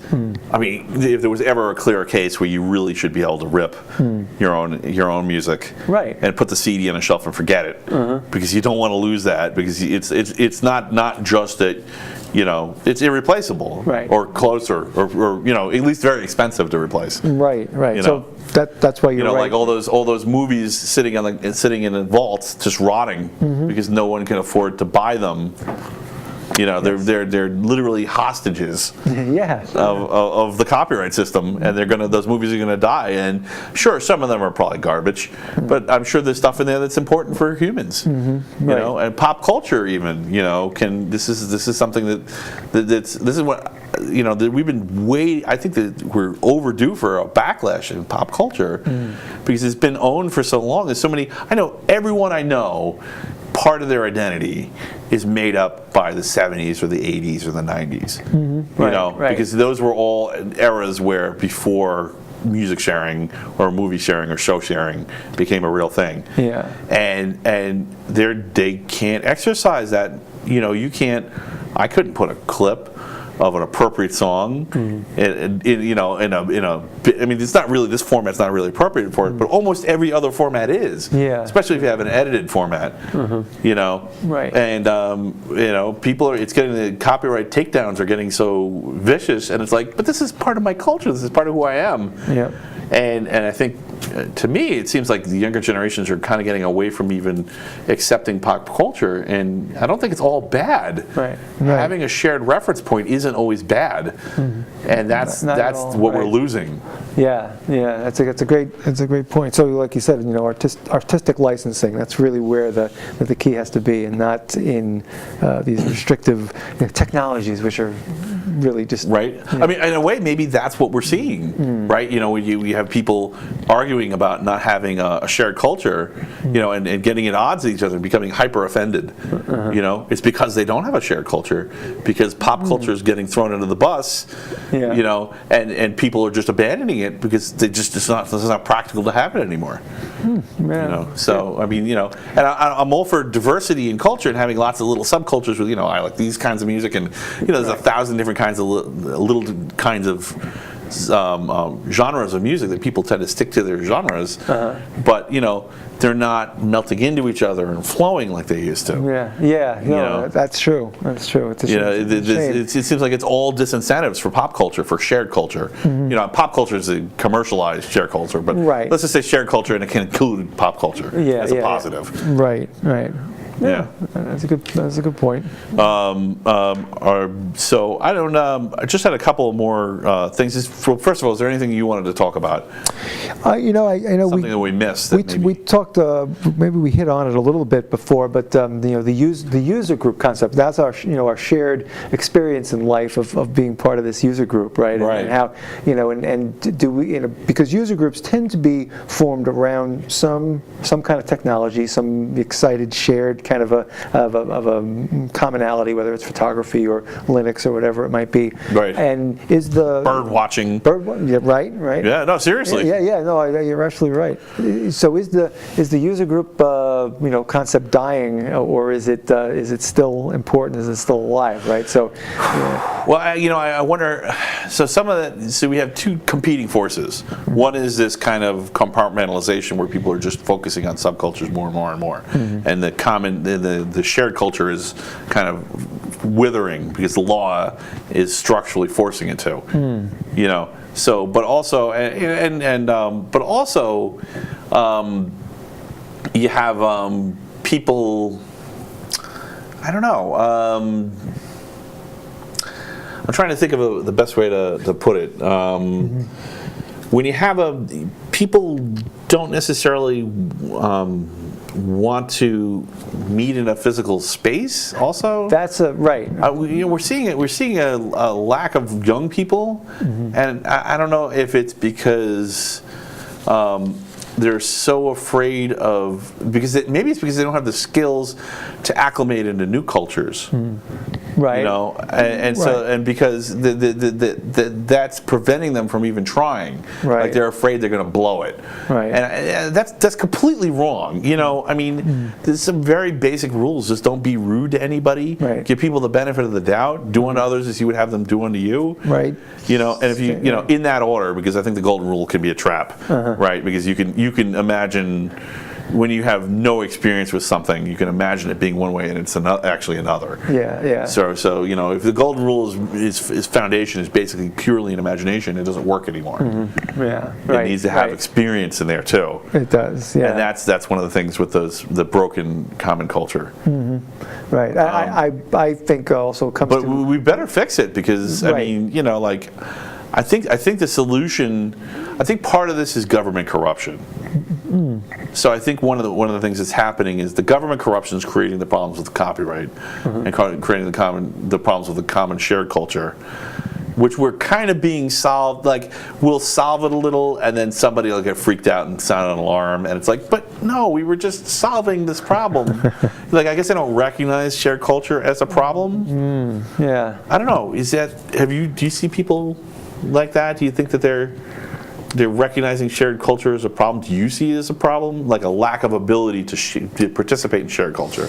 I think so, and I think part of that is unfortunately due to the political climate that we live in, right? I think there's a lot of either you're on this side or that side, and again we won't talk politics, but just in general, and it doesn't matter what the two sides are. They can change. Right? Yeah, they can change like that. It's right. So 9/11. Yeah. Right. Yeah. Sure. Like that. Sure. So two sides changed. I think there's that. And we mentioned young people too. I think it's hard to put yourself in the mind of a young person. Myself being an old person now, being a dinosaur, but I know there's a lot of. I'm not dead yet. That's right. Yes. Monty Python. Excellent. Life of Brian. I think that when we look at what young people consider interesting, sometimes the interest span is 5 minutes, right? 10 minutes, whatever. It's very difficult when you have a user group that wants to get together in a physical location and talk about something for a couple of hours. Is that beyond the scope of what a younger person might imagine as doable? It's like, oh no, I can do this remotely. I can do 5 things at once, and it's only going to hold my interest for 5 minutes anyway. So Right. Yeah. Well, so I can get into the conspiracy theory space a little bit here. So it's just a theory. Okay. But I mean, it's very suspicious the way that there's so much emphasis on de-emphasizing common culture and shared culture, integration, essentially, where people are trying to find a middle ground where everybody can get along. Like whether it's in your teleconference. In your teleconference, they have to do it. It's for business. Right. But or the business fails. But also in their leisure time too. And I think that finding the common ground between people, whether it's just as simple as the color of your blood or the air that you breathe, or if it's something much broader or deeper. Because corruption, it's been my experience, and I think that history shows that corruption is stronger in larger organizations and older organizations. That organizations, there's this concept that was part of the founding of the country, and I think that they were correct, and unfortunately there's no way to do really hard science on it, but I think it's pretty obvious that old political structures become corrupt over time. And it may not happen, it can happen at different rates of speed. You could say one's better than another, but they all eventually become corrupt and eventually risk collapse. Whether they're reformed and then start over on their own, or whether they collapse and then reform. Right, they don't evolve eventually in a healthy way. Governments die, right? Sure. So, and I think that actually this is a solvable problem, but the problem is that most people don't even think that that's a problem in the first place, so no one's trying to solve it. So if it is a solvable problem, the solvable problem is in the sense that governments can, by moving government operations more locally, you make it more likely to see the corruption because you're closer to it. Right, you're right. You're not in a the less degrees of separation structure. there are. Between, the idea of degrees of separation, like how many people does the game of telephone need to go through, right? The more people it needs to go through, the more likely the easier it is for corruption to flourish. Right. So the solution to decorrupting government, and I think it's possible to decorrupt it. You don't have to wait till it dies. You can actually fix it. Right. You can make it healthy. You can play patient is on doctor. the You don't have to let it table. die. And I think they're right about that, but they're wrong that it's just going to happen on its own. And they're wrong to think that further centralization is going to fix it. I think you need to go local. And the key to going local is the user group. Right. So coming around in full circle. Yeah, so, that's an excellent point. So I'm like, why is there so much emphasis on everyone defending their own their 1 or 3 or dozen or 8 dozen subcultures? I'd rather see them trying to get along with everybody, because that at least locally. I mean, locally is easy, right? You meet people. I mean, I wonder how much dating apps has to do with that. Right? You have a list, and then some geek somewhere decides how that list applies and applies it to someone else, and you theoretically match them or don't. Yes, that's cool. Good. But I like that. I like the fact that we can. I agree with you. We can see the user group being an important.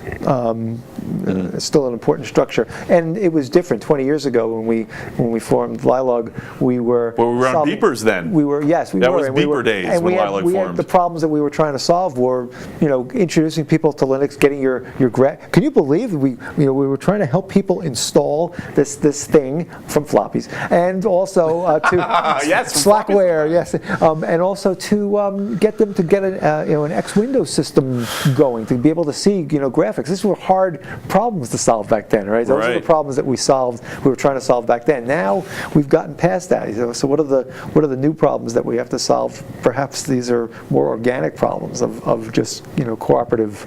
And then back in those days, we were on the Web 1.0 days. Yes. And Web 1.5 was just like a twinkling in our eye. I mean, I remember the first time someone told me about network address translation. I think it was in the Linux user group. group, and I'm like, what? You could do that? You know, that's internet sharing, which everybody uses, whether you know it or not now. Yes, right. You only have one IP address for your house on the big internet, and all those IPs in your house are fake, and that's network address translation. That was new back then. Yeah. You know, and that's an example of a Web 1.5 where you're kind of glomming on this one add-ons to the one server idea. But so I think we really have to figure out how to fix the user group. We figure out how to fix the user group. We figure out how to fix the local problem, and we figure out how to fix the big government problem. And life's good. If you can get a group of people to meet and to integrate and to socialize and to get along, that's it, right? All problems, start small. You don't have to fix everything at once. Just fix the people nearby. Right. Right. That's good. And on top of that, I think that the user group was, and this is my experience, was an excellent opportunity for those that have knowledge to not silo, to be able to share it with others. So, being able to, we've had, just about every, meeting that we would have and continue to have, right, is that somebody would get up, whether it's a lightning talk, right, somebody talks for 5 or 10 minutes on a very, whatever topic, or... You totally get the format of the show. Yeah. I'm speaking to the everyman, you're speaking to the technocrat. You're saying, hey, dude, eventually your DevOps model is going to get flushed down the toilet unless you fix this. It'll the cancer will keep spreading, and you get to the point where people can't even help but silo. Right. Because everyone's all closed off in their little quarter. Right. So those this is my fiefdom. I own this data. Yes. Yeah. That doesn't work. It's how's it ridiculous? Yeah. It doesn't work. It doesn't work. Right. So, Matt, thank you so much. Believe it or not, we're out of time. No way. Yeah. So everyone, Matt Surico, thank you for tolerating our troubles and coming by and seeing us. And I'll be back here next week. Great. And again, Matt Surico, thank you again. Thank you very much, and I wish you great success with the. I can't believe it's over. It means I got to go back home now. Yeah. Well, will we come on again? Oh, good. I will come on again. Yes, perhaps a panel. And then we can finish this list. I told you. He's got a lot of notes there, folks. I tell you. Yeah, we could do this. I could do this all day. Oh, wow. And you do an excellent job at it. So thank you for what you do. Thank you so much. Yes. Good. All right, Matt. Thanks so much. I appreciate it. Absolutely. All right. Thanks for tuning in. See you next week.